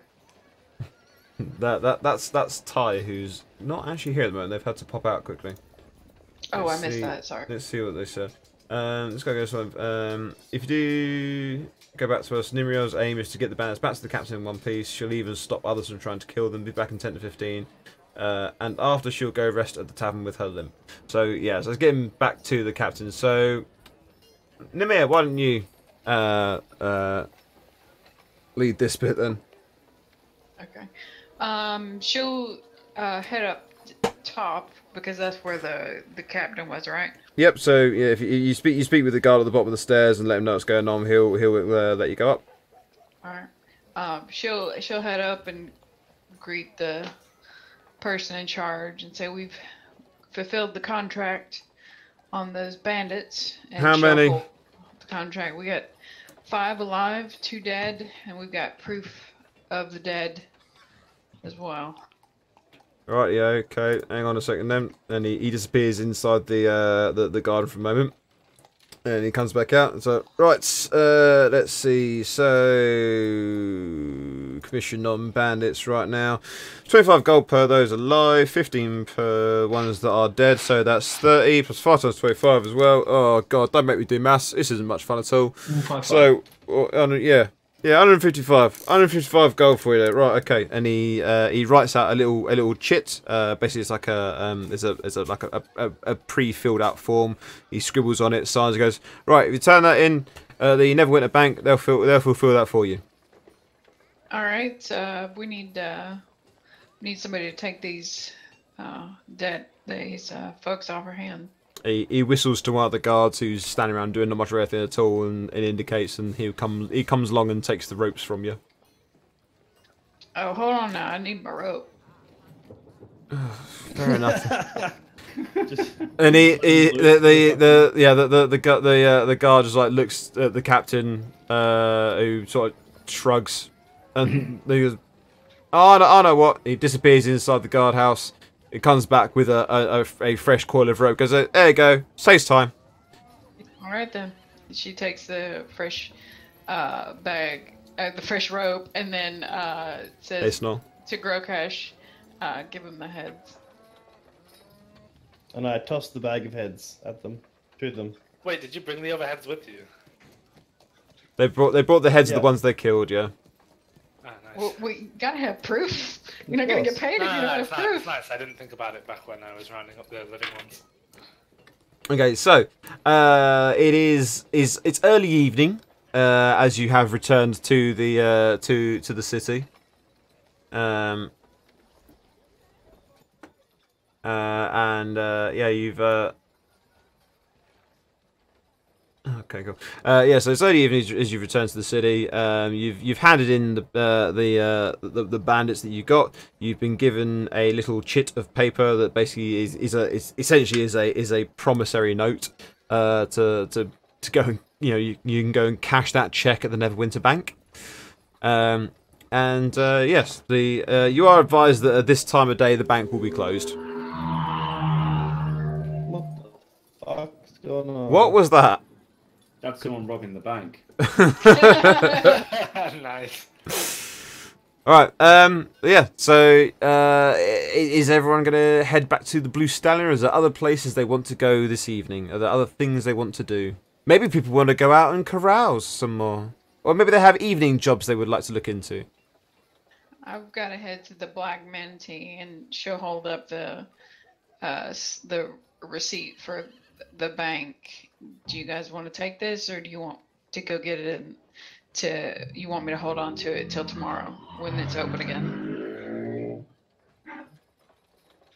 Am I the only person hearing random ass sounds?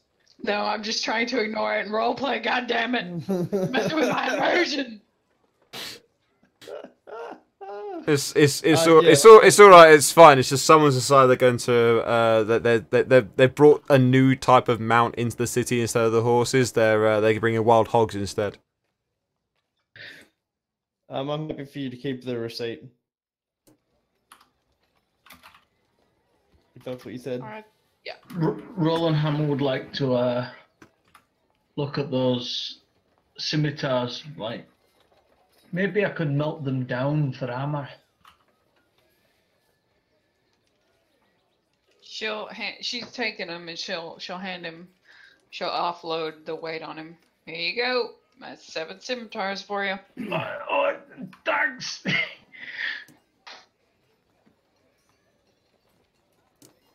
All right, I gotta get out of here. I'll see you guys in the morning.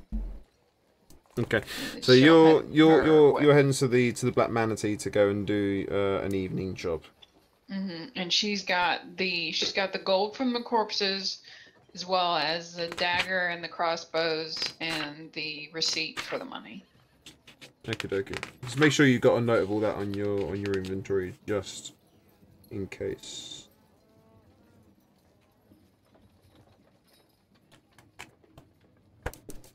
And just in case you hadn't read it, Nimiel is just going to rest out the rest of this day. Yeah, okay. So Nimriel is going back to the Blue Stone to rest up. Namira is going to the Black Manatee to go and do her night job. I know where Pook is because he's been doing all of his magic stuff. What would Roland Hammer want to be doing for the evening? I'm going to try and look for a blacksmith that I could go to try and make ingots of the whatever materials made out of these scimitars. In the evening? Well, yeah, the blacksmiths will still be working. The dwarves will. We like night. Yeah, I mean, there may be some places that are in the early evening. There will still be some places that are open, but it's whether or not you can convince them to do it for you. The crossbows, they are light crossbows as well. Okay. But yeah, it's whether or not you'll be able to convince them to let you use their forge. Okie dokes. What would Grokash like to do, just so I know which of you to cover first? I'm gonna go to the bar that is it Nimriel's working at, Nemia? You want to go to the Black Manatee Yeah. to work or patronize? I want to see if I can get a job there. You want to go for a job there as well? If not, I'll just drink there. Okie pokes. Right. If he's walking with Wow, her, is he she'll... making a move on Namia? What? No. What? What money, idiot? You're awfully defensive. Maybe you stumbled upon my sick. No, just Yeah, that's the one. Moving on. Right. Okay. Let's do Roll and Hammer first. Oh, sorry. Do apologize for yawning. It's been a long day. And I didn't get much sleep last night. So, Roll and Hammer, you want to try and find a dwarven forge to do so. The scimitars. Would there be any way of knowing what they're made out of? They're made out of steel. Right, okay. It doesn't actually tell you. It's one of those things. It's sort of like unless the thing is or something else. Okay. Yeah, I'd like to. Actually, iron would make more sense. Yeah. Iron. They're made out of iron. Yeah. Iron would make more sense as a material because they wouldn't necessarily have access to the things like blast furnaces and stuff that you need to actually make steel. Yeah, because you need 3 compound. Yeah. Yeah. So, where's the best place to head? A smart person would head to the market district because there is a large amount of smiths and forges there. Yeah, I'm just looking at the map. So that's basically where Sigur's Sigils, Dowser's Elixirs, Panglin's Hide, Newdale's Thrift. That area is the merchant. That's what area that we're using as the merchant district. There have been other layouts of Neverwinter, and mine does not necessarily conform to that. We are just doing something that works. No, I understand. So I'll head there to the towards the centre of the marketplace. So with it still being it's starting to get a little bit late, but there are some places that are still open, as you would expect, the places that are primarily staffed by dwarves. So it doesn't take you too much time and effort to find a dwarven institute that you'd be able to inquire at. It is. Yeah, so it's a relatively large place. They have got. Let's go for this. Let's be smart on this one. Yeah, it's a pretty big place. They've got 3 forges that are active.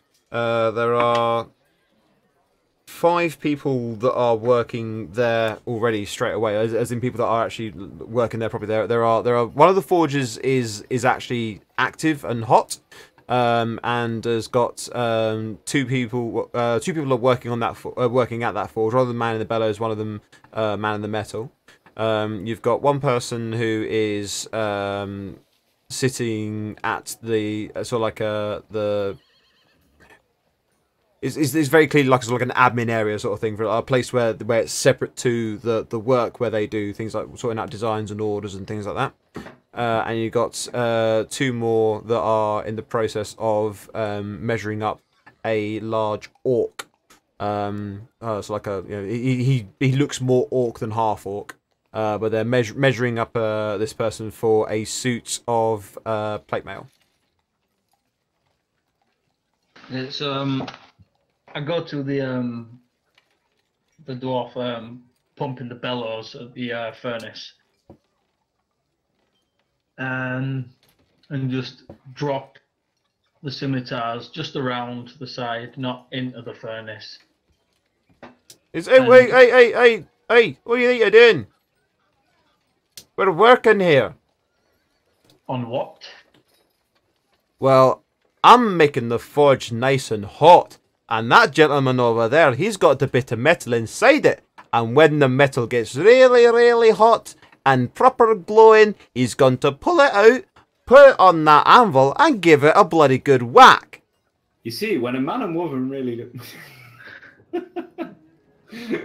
My God, that's basically what it sounds So like. I'm gonna look at him and be like, how much for this to go in it? Why would we put them in the forge? They're already crafted. I don't Go want talk them. to guy on desk. Finally. Thank you very much. I'll grab my scimitars and I'll go to the desk dwarf. The desk dwarf. It's the 3rd breed of dwarves. hill dwarves, mountain dwarves, and desk dwarves. I pictured some sort of 80s flashy neon text pop up in the corner. The desk dwarf. And some, like, guitar music. I'll go up to him and say, all right, pencil pusher. Oh, I'm so glad I didn't stop you when you walked straight in. I did want to see what you was gonna do. I'm really, really glad I chose not to stop you. What do you want? Grand. Could I get these reforged? And then show him the scimitars. Reforged into what? Ingots. Oh, so you want them rendered down? Aye. Right,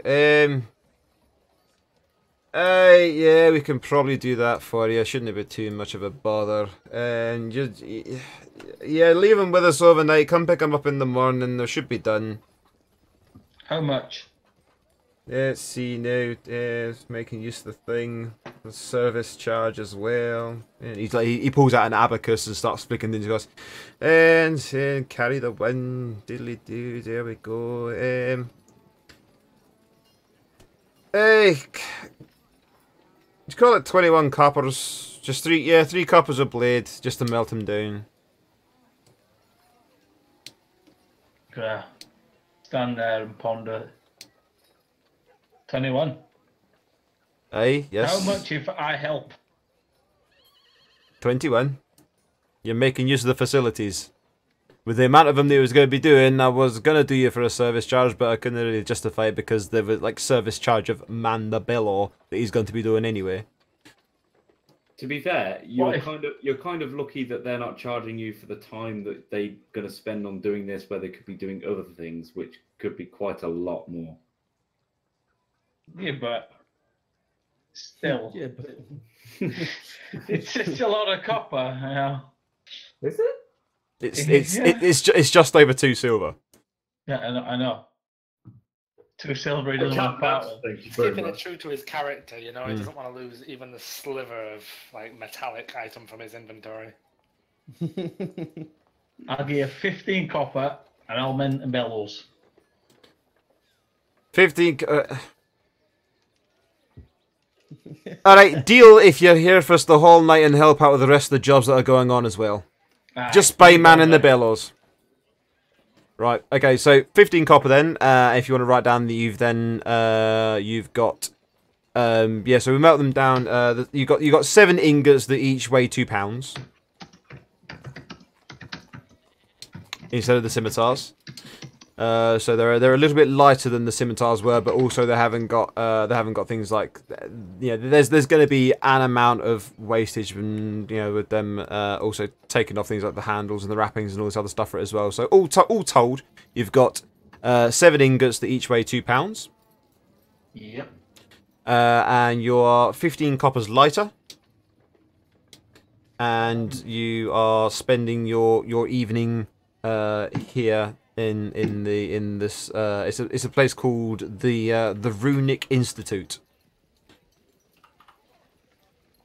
Got it.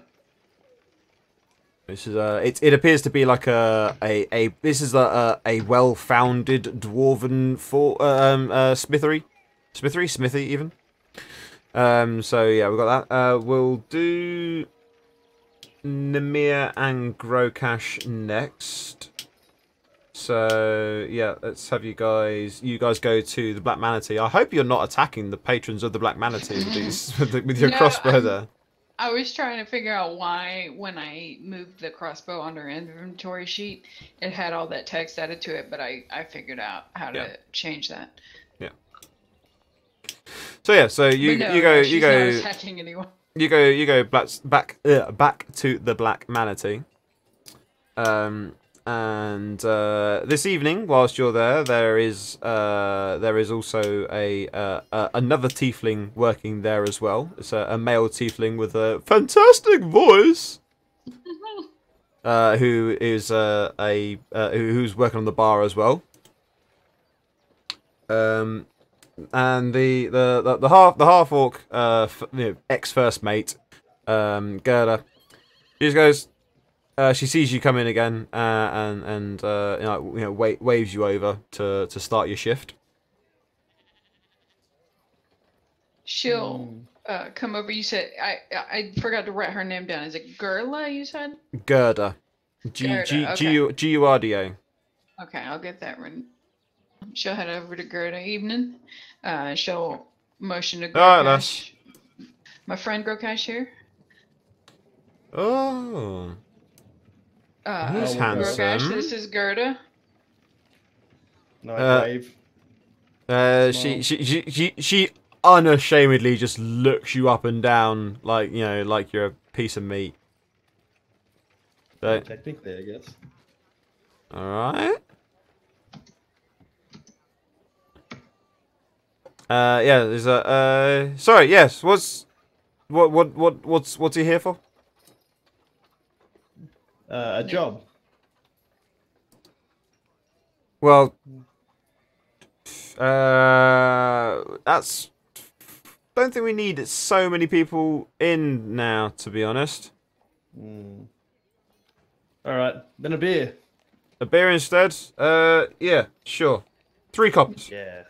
Minnie will slap him on the shoulder and then make her way into the back to. There's still up. the two pretty human lasses are working there. They've got and they've now got 2 tieflings working there, as well as the dragonborn behind the bar and the half orc as well. So there's 6 people working in this still relatively quite a small place. So for every beer, it's 3 coppers. It's not particularly awesome beer.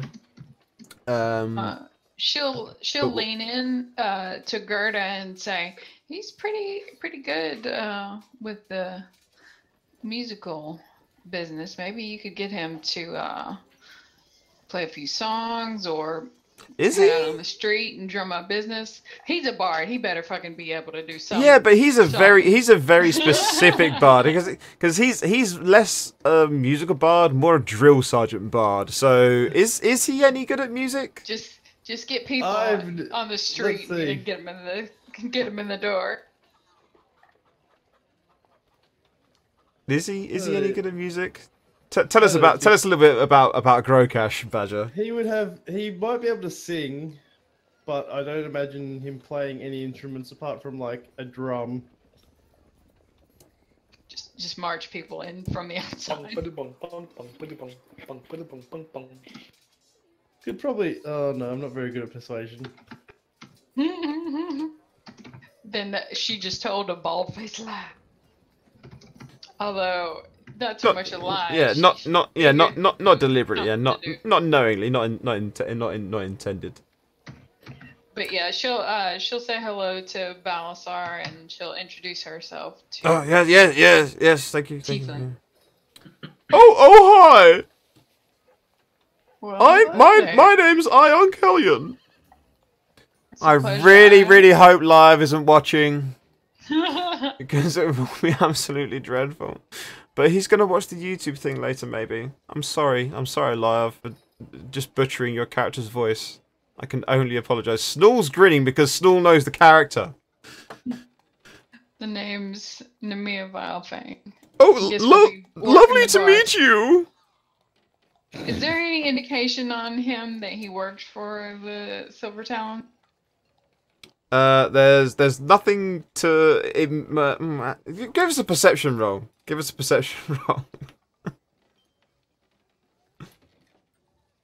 No, you don't catch anything that that immediately jumps out at you as identifying him in that way.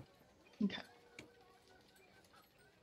She'll work her shift as usual, being sociable and getting drinks efficiently. Okie dokes. And what did we do for you last time? I think it was just a straight charisma roll, wasn't it? I think. I don't remember actually. I wonder if it's still in there. Well, it would be quite a ways back because we've had like 3 sessions since then. So. Right. It was either like performance, persuasion, charisma. It was probably just. Yeah. Let's just do it as a charisma roll. Because I think just to make life easier for myself for this one, because that's just like a straight thing. Let's just have a charisma roll from you to see how. A charisma roll or saving throw. Roll. Let's see how welcoming. You know, oh yeah, you're completely on point. So let's see. That means I was already going to factor in one of those and 2 of those. Let's factor in one of those as well. See how well you do for tips tonight. You make a total of 3 gold, 6 silver, and 7 copper in tips. Sweet. On top of the 5 G's. 5 G's? Yep. Awesome, okay. Grokash, do you want to just spend your night having a few drinks there, or do you want to actually do some carousing and take a chance and see what happens? Yes, that. That's right, okay. Bear with me a Carousing. second. I just want to quickly double check something.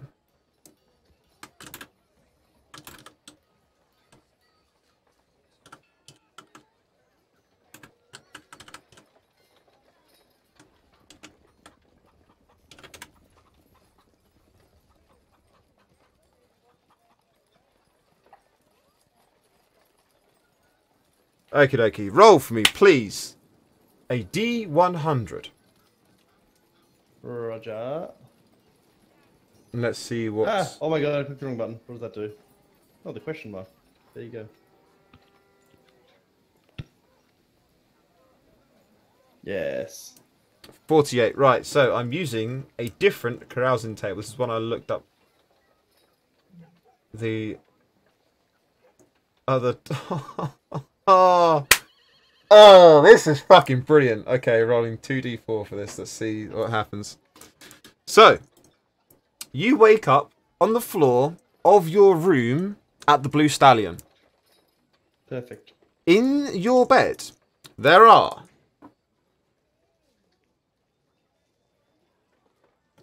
6 sleeping prostitutes.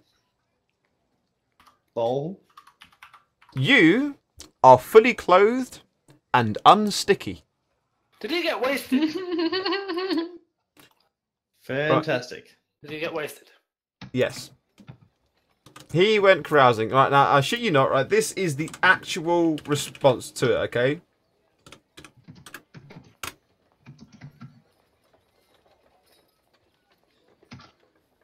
That is the from the list. That is what it is. The bigger, badder, longer carousing. So the bigger, badder, longer, uncut D100 carousing table, which includes such options as waking up in jail pending charges for a serious crime, such as treason. That'd be a rough one. Yeah, there are also such things as... well, the final one in a 100 is roll twice. DM comes up with a monstrous combination of the two. Which sounds a lot of fun. Well, I know what I'm doing from now on. Grokash just Carrying wanted to give condoms? these ladies a comfortable place to sleep for the night.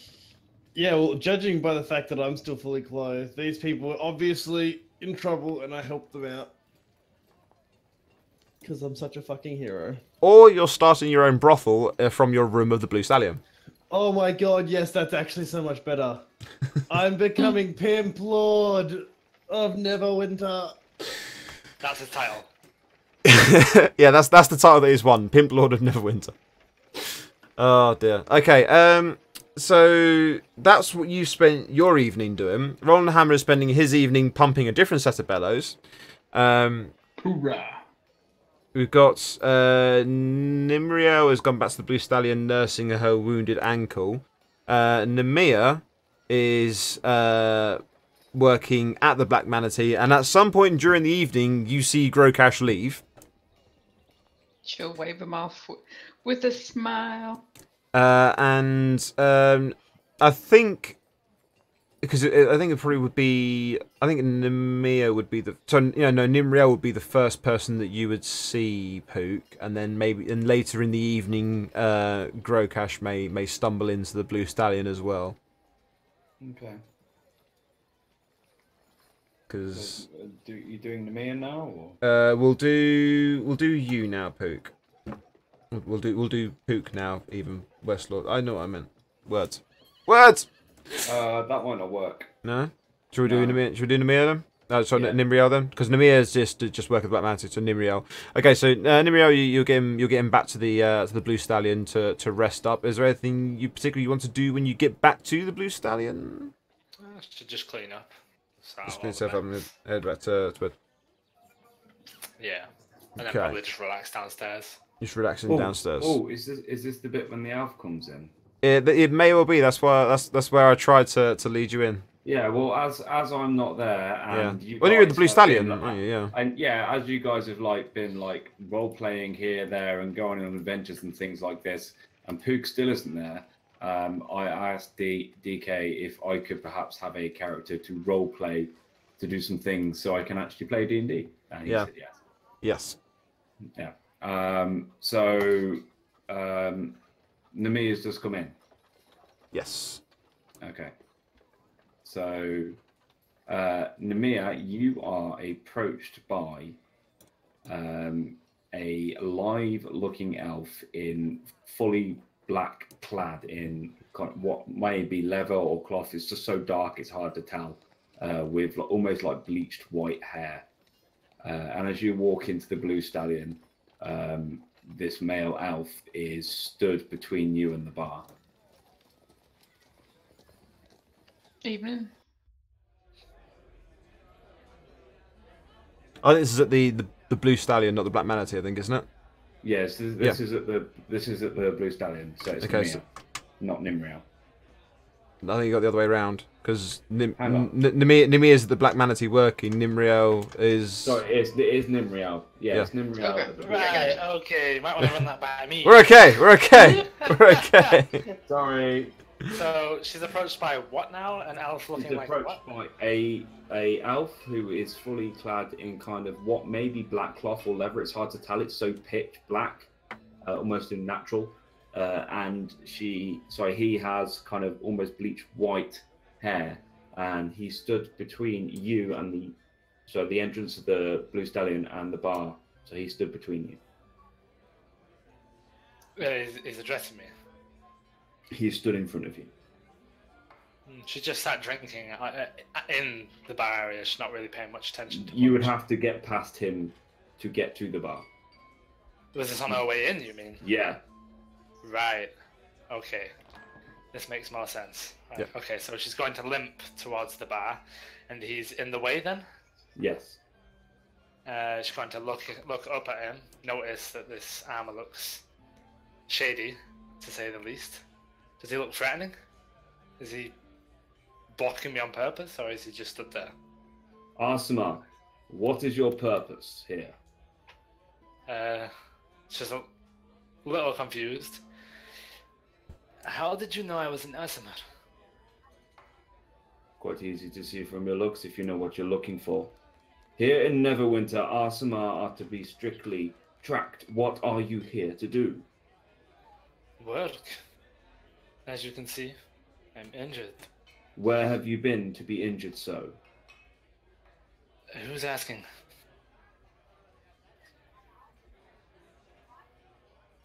Clearly I am.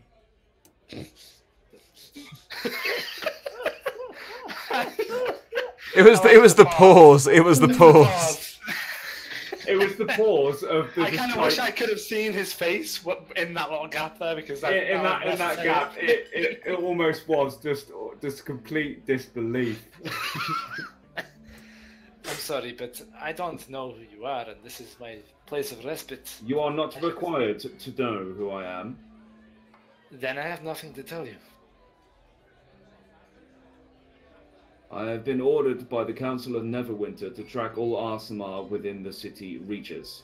You are in Arsamar, therefore I must track you. If you do not wish this to go further and more official, I must know where you have been. I have been outside the walls hunting bandits, but if you expect more cooperation from me, you'll present me with some paperwork. That won't be necessary. Sorry, I couldn't keep it up.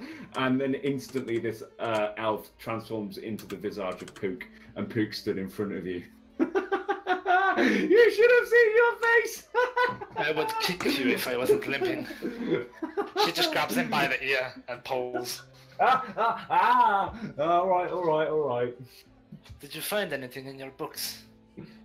Well, that's one thing I found. I found a spell that may disguise me. And clearly it works quite well. You are more suspicious than ever.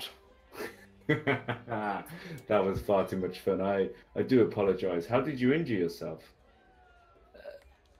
I was on my way out to hunt some bandits. The rest of our party actually accompanied me with this. We only just got back moments ago.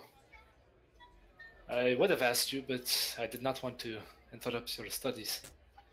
Well, I do appreciate your concern, but I would have rather have been there. And apparently it looks like I needed to be.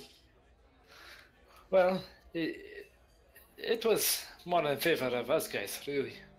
We captured the bandits, killed a few of those that would not cooperate.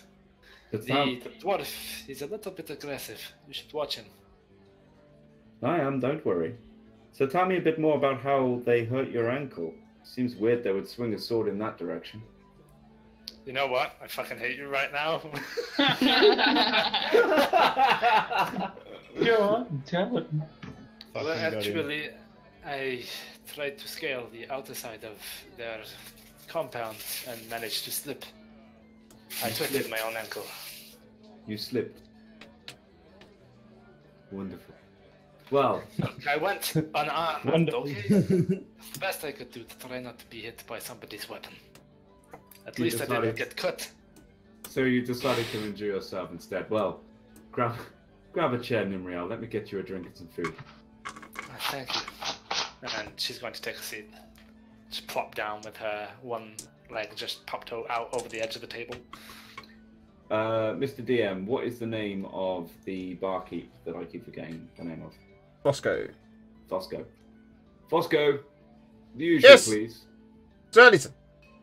And he comes over a moment later with two flagons of ale. Says, would you like your meals as well at this point, sir? Yes, please, Fosco. I'm back in just a moment. And he disappears, and about 5 minutes later he comes back out with two plates that are piled with the like a nice like a hearty broth. So like it's sort of,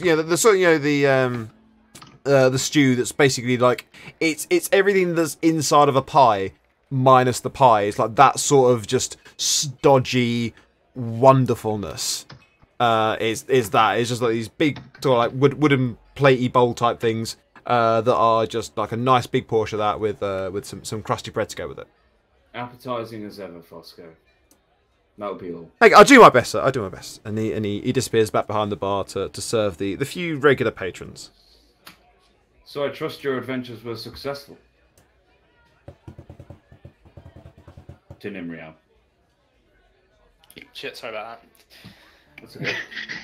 I would not call those adventures. More simple guardsman's task. But yes, very successful to say the least.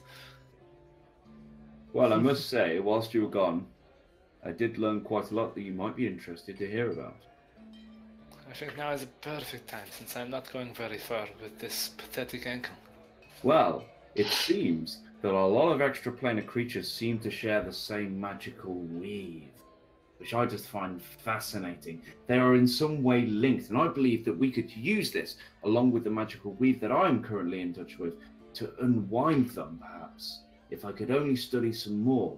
I know this was the sort of information you were looking for, so please remember this, guard this information. It took me many hours of study to discover it. Oh, absolutely. Let me write this down. Do you have something to write with, actually? Of course he does. Yes. It's Pook. Pook, almost as if he was waiting for someone to ask that, would instantly produce ink, quill, parchment, paperweights to hold the paper down to prevent it from Just looks out a turning. roll-out mat with like 3D fucking shit built into it, and all the ink pot and everything just pop up out of nowhere. It's like he does like the reverse thing of whipping the tablecloth out from the jars. You know how like sometimes like thieves have those like rolls of leather, the thieves tool they tie together? Yeah, Pook has that, except for it's for parchment and quills. Here you are. I think Pook will spend the rest of the time kind of regaling Nimriel, perhaps not quite to her pleasure, the things that he's learned about extraplanar creatures and the spells that he may have discovered as well. Dokes. So you guys are going to be spending your evening relaxing, or are you going to have some time relaxing and then do a carouse later, or are we moving on to our next day? How do you? Because it's basically it's next day, so Yeah. everybody else, though. Yeah, same. cool. Well, so Grokash, you're already you've had your carouse and Yeah, everything done. for it. Yeah. Fuck you. No, they didn't. I love the fact that it actually specifies unsticky, which is a nice polite thing.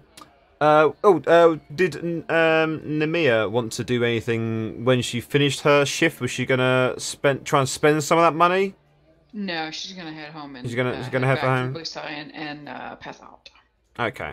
And Roland Hammer is going to be pumping the bellows until probably like 2 o'clock in the morning, sort of thing. Do you want to try and take a chance and see if there's somewhere open on your way home and try and tie one on, as they say, or are you gonna wait for the next day too? I'll just wait until the next day. Wait for the next day. Okay, so that's you guys all done for your. This was your Tuesday, wasn't it? Yep. Because you went out after getting measured up for your tunics, if memory serves. No, this is your Wednesday. This is yes. No, I'm No? pretty sure this is Tuesday because we did all this after seeing Rashid. It was all after seeing Rashid. Okay, that's the Long- yeah. So you went up. Oh yes, because you had the early Rashid. Yeah, that's right. It was the visiting the Rashid bit. Try and remember when and the day that happened. But yeah, this is the downside of having 3 groups running at the same time in the same place. Yeah. Okay. So you got that. So yeah. So it's your Wednesday morning. And when you are getting up in the morning, obviously you're gonna have because you guys have oh fuck, it's the funny name and I've forgotten his funny name. Fellatio Hornblower. That's it. Fellatio Hornblower. I know exactly. So Fellatio Hornblower is going to be available in the common room of the Blue Stallion from about 8 in the morning for his breakfast. Would anyone be up earlier than that? Yes. Ron Hammers, he's only had a few hours kip. Is he planning on heading straight out to go and get his stuff and then come back for breakfast, or is he having an early breakfast and then heading out? What's Roland Hammer going to do? He's just going to get his bag and his tools and come straight out for breakfast. Okay, so you're going to be heading off to the Runic Institute. Would anyone else be up early, birdie? Negative. I'm back. Pig probably would be. Yeah. Is this who's awake? Yeah. So at Okay, I will be awake. 8 o'clock in the morning on a Wednesday on the Wednesday of your trip here to Neverwinter. Who would what do each of you guys plan on doing for your Wednesday? So we know that Roland Hammer's probably going to be going to retrieve his ingots and potentially start doing some work on them. I imagine that Pook's probably going to want to try and do some more research of some type, but he may want to do something different. So, what does the party want to do for their Wednesday? How does the party want to spend their Wednesday now that they've done all their tasks? So yeah, you've done your long rest, so your ankle, it aches a little bit, but you're fine. You are fine now. Namia's- Actually, oh, go on. Sorry. Just Namia's gonna sleep in for the morning and then go to the bank, get the money sorted to give to everyone, and then she's just gonna kind of spend the day relaxing. But she is gonna ask around a bit about the upcoming cooking contest. She's semi-interested in it. Okay, dokes. Nimriel's going to actually go check up on the guy making armor for her. At the Pangolin's hide. Okay, dokes. Scribble down these notes. Okay, so Nemi is interested in the cooking and wants to go to the bank.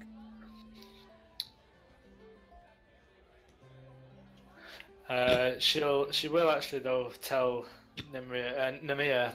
Wow, I nearly made the mistake. She will tell Namia that she's going to that place. She's gonna whisper it to her in her ear before she leaves. Okay. Namia will just kind of acknowledge it. She's not interested in going back yet. And what's Pook gonna do on his Wednesday? So who's left at the Blue Stallion at the moment then? Well, so at the moment, the people who are still there is I haven't heard from what Pook or Grokash are going to be doing. Nimrio is heading out relatively early. Roland Hammer's out before the rest of you are up anyway, and Namir is staying in anyway. So actually, that's the point. You said you're going to like whisper it in Namir's ear before you go. Namir's sleeping in. Are you just like? Are you? I'm just gonna lean over her and say it, so she doesn't have to wake her up. If she hears it, she hears it. She doesn't, she doesn't. No harm done. Note to self: Nimrio and Namir were sharing a room. I just assumed. That's fine. You assumed wrong. They are both female, so I mean. Yeah, that's fine. I honestly kind of figured they were in like Yeah. a kind of a group sleeping area. Yeah, like a barracks, right?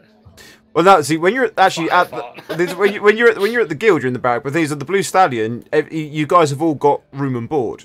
You basically the Blue Stallion is essentially all the rooms that are taken are they're all for you guys. We're rolling with it. Yeah, that's fine. To be fair, I probably should have mentioned it before, so I apologise for that. If you guys would like single rooms, you can have your single rooms. If you want to bunk up with other people, you can bunk up with other people. Namia would be fine bunking, so that's cool. But does Namia want to bunk with Nimriel or Pook? We all know it's not Grokash. We all know it's not Grokash. His room's a fucking brothel. How dare you? We rolled the dice and did not get one woman, but instead got several. Yeah, punk, I don't need you. Okay. What's Pook doing today, though? Yes. So, Pook I and wanted to know Grokash. who was left. So it's Grokash left. Yeah. Well, Grokash still needs to. We still need to come to Grokash for whatever he's doing. Nimriel will probably be out. Yeah. Yeah, so Nimriel is going out. Roland has already gone out, and Namir is technically still there as well. Pook's got a bit of an adventurous spirit now, having heard of everyone else's adventures. So Pook's going to wait around for one of the others to stumble down the stairs to find out what they're doing. Oh, that doesn't help. So you're going to join Fellatio for breakfast. And what about Grokash? Yeah. I'll be joining them for breakfast as well. You're also doing that, okay.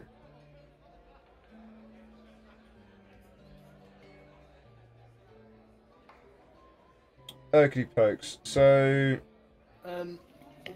yeah. Nimriel is not going to be long at Penguin. She's going to go check up and see how it's working, and then come back. That's okay. So yeah. So you're going to be you'll probably be back. Probably after about an hour or so for going from the Blue Stallion to Pangolins Hide, having the conversation and getting back. All told, that round trip's going to be about an hour ish. Alright. What about? So we'll class you in with the others that are there as well. What about Roland Hammer?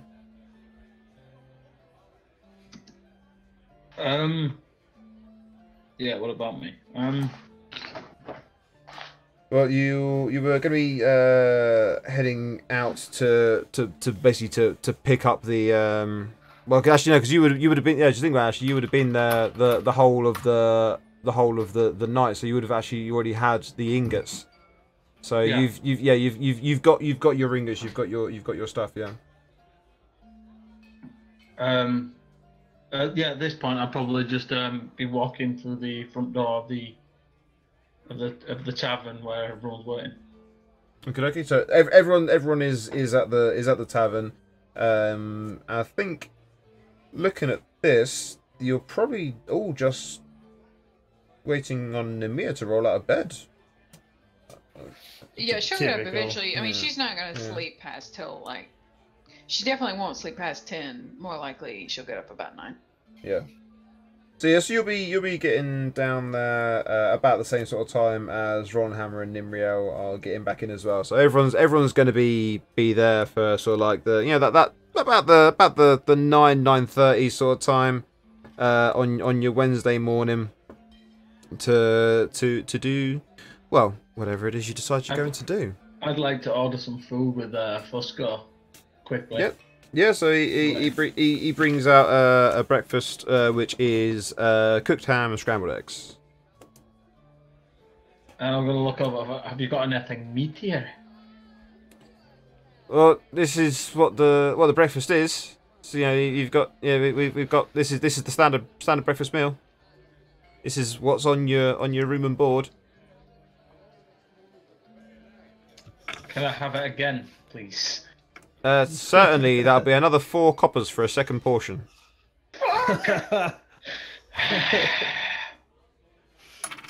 Give me 2 and I'll throw 8 coppers.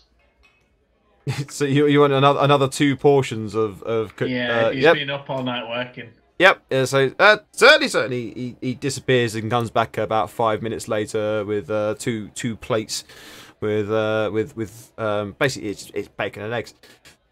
Yeah, and the ever-present bowls of crusty bread. Yes. Torn hunks of crusty bread. Now, but yeah. Okie dokes. So, is there anything? I know Namir says about doing wants to go to the bank and ask about the cooking competition. Ask some more information on that. I think that we were really just waiting for Westlaw to come back. Did you say back in 5? Isn't he? Yeah. Well, is there anything that your characters anyway were thinking of doing other than the cooking competition and going to the bank? Just Can I want to inquire about the legality of prostitution in Neverwinter. Must have been in trouble. Something happened last night that just sparked your curiosity. And I want to talk to Pook about how hard it is to set up a business. Well, as the morning comes around a bit more, the girls do all like pick up their belongings and leave. A couple of them give you a kiss on the cheek as on their way out. Because I'm a goddamn hero. Yeah. So is it a thing or is it like? Oh yeah, I mean yeah, it is no. I mean it is a medieval version of London. Yeah, prostitution is a thing, and it is that there are brothels, and it is about as regulated as one would expect. Right. So then I want to talk to Pook about how hard it is to start a business. I'm definitely waiting for Westlaw to get back for this. And then that's pretty much I'm going to plan out my day based on how easy it will become. You want to? Fucking... It's like We'll that's go ahead and just have Numia come downstairs. it's like just it's Namir coming downstairs following the gaggle of prostitutes as they're leaving Grokash's room. As they file through and give Grokash kisses, she'll motion to Fosco to get her breakfast, and she'll sit down next to Grokash and slap him on the shoulder and say, "Wow, you were busy, weren't you? I didn't expect to see you with that much company after you left the Manatee." Grokash is actually quite embarrassed about the notion, so he just kind of like looks down. I was hoping because if you tried to say anything along the lines of anything prideful at all, it was going to be a deception check because you were not in bed with them. Well, I'm in my head. I don't remember enough to even pretend or deny it. Yeah. It's an interesting one, that list. Christ. Are we all we all sitting together at this point now? I think so. Yeah. And So I was looking through. I'm just looking through some. I was yes. Yeah. So I was looking through some of the other options and things that are in here as well. Oh, here he is. So what'd you do yesterday? Oh, damn it, he's not back yet. Fuck. I am. Fuck, Westlar. Okay. I am. Yes. Okay. Literally just sat down. You are now seated with the entire party, by the way. Yes. Well, everyone else I'll has made return to you. It is good to have you all back and in one piece, apart from perhaps Nimriel, Dirty luck. who valiantly injured herself during battle. Throws a piece of ham at him. You know, I was wondering about that. I didn't mean to ask you, but what did happen yesterday? Nothing happened. I fell. Oh, that's why you had a limp. Okay. So, party, what are our plans today? I've got to head to the bank, take care of the money writ we got. Wonderful. Roland Hammer lifts a half-eating crusty roll of bread and carries on eating. Now, I do speak Dwarven, but not that particular dialect. Could you perhaps pronounce that in a normal dialect?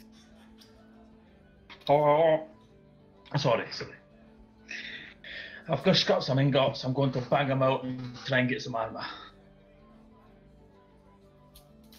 The scimitars do you any good at the smithy?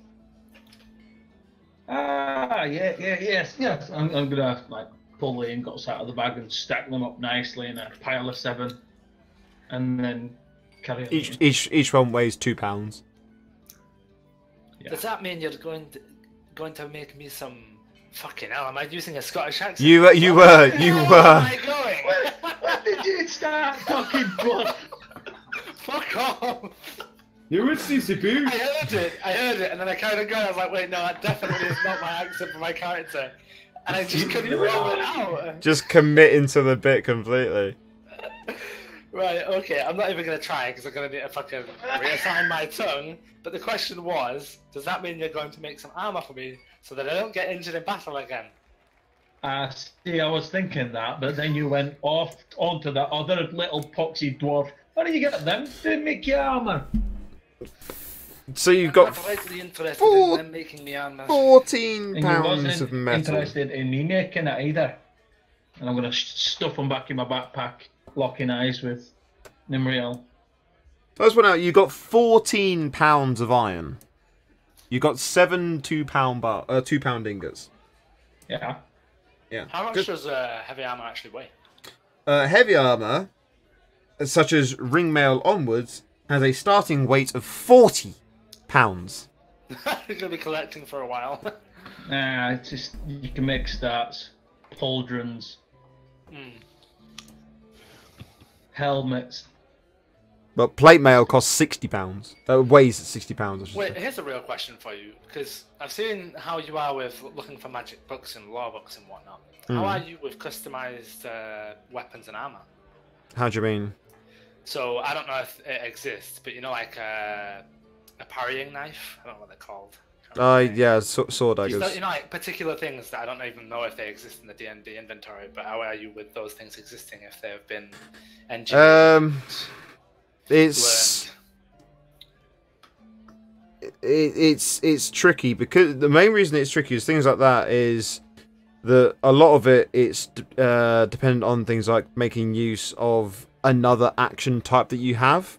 So, for example, the bandit captain that you guys fought against, he has a reaction option on him, which is parry, which enables him to add 2 to his AC for a turn.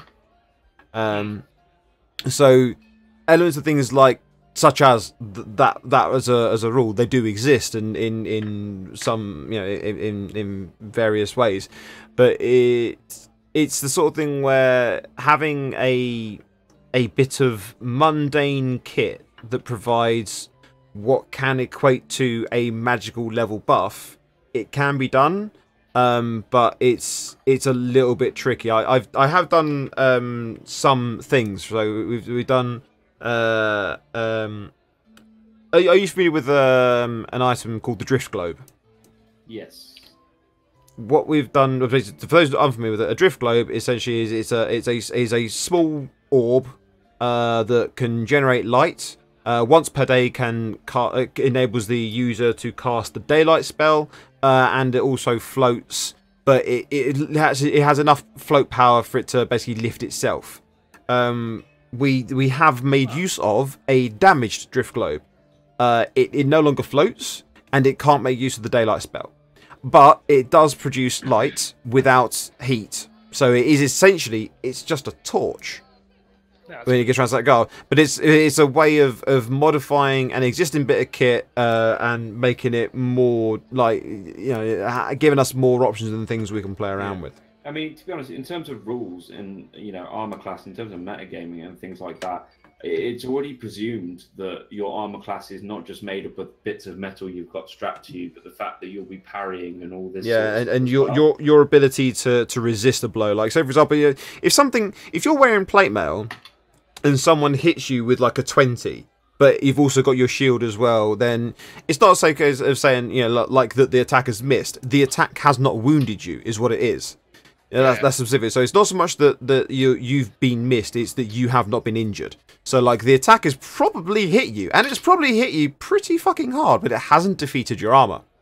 Similar sort of thing where if you're wearing light armor, but you've got a really good dex modifier on you, and then someone goes and they go to hit you again, they go to hit you and they roll a 20, but because, you know, you're a very lithe roguelike individual, you've managed to backflip out the way of it or something like that. So it's very fluid in that regard. So the specifics of something like a parrying knife would be a little bit weird. Yeah, so I'm just saying, to go on with that example, it's something that's a little bit tricky, a little bit weird to do. But yeah, if you have got any ideas for it, then either DM them to me or put them into the group chat in Discord, and we'll have a look, see if there's anything we can do. We'll put our heads together and we'll do things like, it's sort of thing I don't mind getting the group involved with on that sort of stuff as well for ideas, because people are going to have ideas that I'm not going to think of. But it's there is an idea that Nimril will have, going back to when she had the book. She had to put the belt around it, so she might actually be interested in working with Roland Hammer to create something that she can use to either quickly grapple an enemy from a distance, so like a chain hook or chain knife. But the same tool might not be interested in working with Nimril. Shut the fuck up, you. Yeah. Or be used if she's close to that enemy to wrap around and turn into like a belt hook type feature, you know, like shackling the enemy. Yeah. I bet you ask your other dwarf. So mad! So mad! It's his ego. It may be hard for you to grasp, and I'm glad that you're all sitting down for this, but I have spent some time reading some books, and that's not the shocking thing, but I do have an itching for some adventure. What's going on with the jobs board? Nemea will... Yeah. It's in the room, so Nemea will get remember seeing something about wolves. That is all I can remember from the top of my head. Canis lupus, we've come across those before. Nemea starts kind of listing off stuff. Civic duty, escort duty, tavern duty. Oh wait, no. Nope, we did that one. Seasonal farming. Yeah, I could see you working in the farms. Chest bare, sweat rolling down your face. And then she moves on to... We're at work right now. They need... She laughs. They want tax collectors. That sounds kind of shitty. Scholars looking for some supplies. Got a cooking contest. I'm looking into that. I think I might mix something up. But then somebody's looking for a key. Something about carnivorous butterflies. And Pook's eyebrows raised at the mention of carnivorous butterflies. Now that sounds like an adventure, and that sounds interesting. Well, trying not to say it, but will I be able to tame those? Nemea throws what piece of bread she's got left at Nimril. Now, food fights aside... Are you going to eat that? No, you can have it. Oh, great. She throws it at him. Food Smile and fighting wave it. aside, these species of butterflies sound interesting, and plus there may well be some money in it for us. Well, it says the prior experience required. I don't know if that means killing experience, key retrieving experience, or carnivorous butterfly handling. So, the guy's Drago Brolo. She says it like that. And the rolling day. Grego Propo. But he won't pay until it's done. I'm sure I have some experience or some knowledge somewhere. I'll dig something out. It's fine. You know But me. is that really the type of adventure that you want? Absolutely. It's something interesting, something I can learn from, and something that may be a bit fun while we're at it. I wonder what they taste like. Horrendous, I would imagine. You'd need a lot of them to feed a person, They might unless be they're big butterflies. large. Mm. And I'm only a small person. Well, I suppose there's only one way to find out, Roland. You'd like Alright. to eat those? I'm in. I'm gonna. I didn't see him use that crossbow too much. He might need some practice. My crossbow's banging. Banging! Nemia, Yes, Pook. are you in? Oh, why not? I've got a few hours on me. Let's make sure we get to the bank first, because I need to unload this before I steal it all from everybody. We She can winks. test Now, out the Nimriel, I do want you to answer this question honestly, and you are amongst friends here. Do you think your uncle will be up to it? I would just like you to know that when we pass over the river, I will be thinking about throwing you in. And the only reason I might not do that is because I don't think that you can float. I was gonna say because you're a weak ankle. Duly noted. You fucker. Are you I in? used to be an adventurer like you once, but then I fell down the hill. I had to. Come on. I had No, to. wrong. I had to. Yeah, she's in. Well, it's settled then. Butterflies it is. Not in my stomach. Namia will go to Fosco and ask him where they can find the rolling jade. The Rolling Jade. That's in the south side of town. It's yeah, southeast side of town. It's about 5 minutes walk from the chasm, on the just beneath the top end, the north end of the chasm. And basically, he what he does in a roundabout way is he indicates fucking here. Oh, that's a right hike. We've got to go all the way to the bank and then all the way to the road. Are your little legs too short? It's fine. Just activate Longstrider. He'll be okay. That's a plan. Call it. Roland, It's from above. Roland, many roads lead to many adventures. The more roads, the more adventures. The more steps for your little legs. Yes, and we must make sure we take as few steps as possible, just in case our Arsamar would do himself another injury. Herself. Oh, you should have Sorry. seen it. It was funny as hell. Actually, that's something he didn't even see. Yeah, like I say, you didn't see that. None You- of you saw it. No, none of you saw it.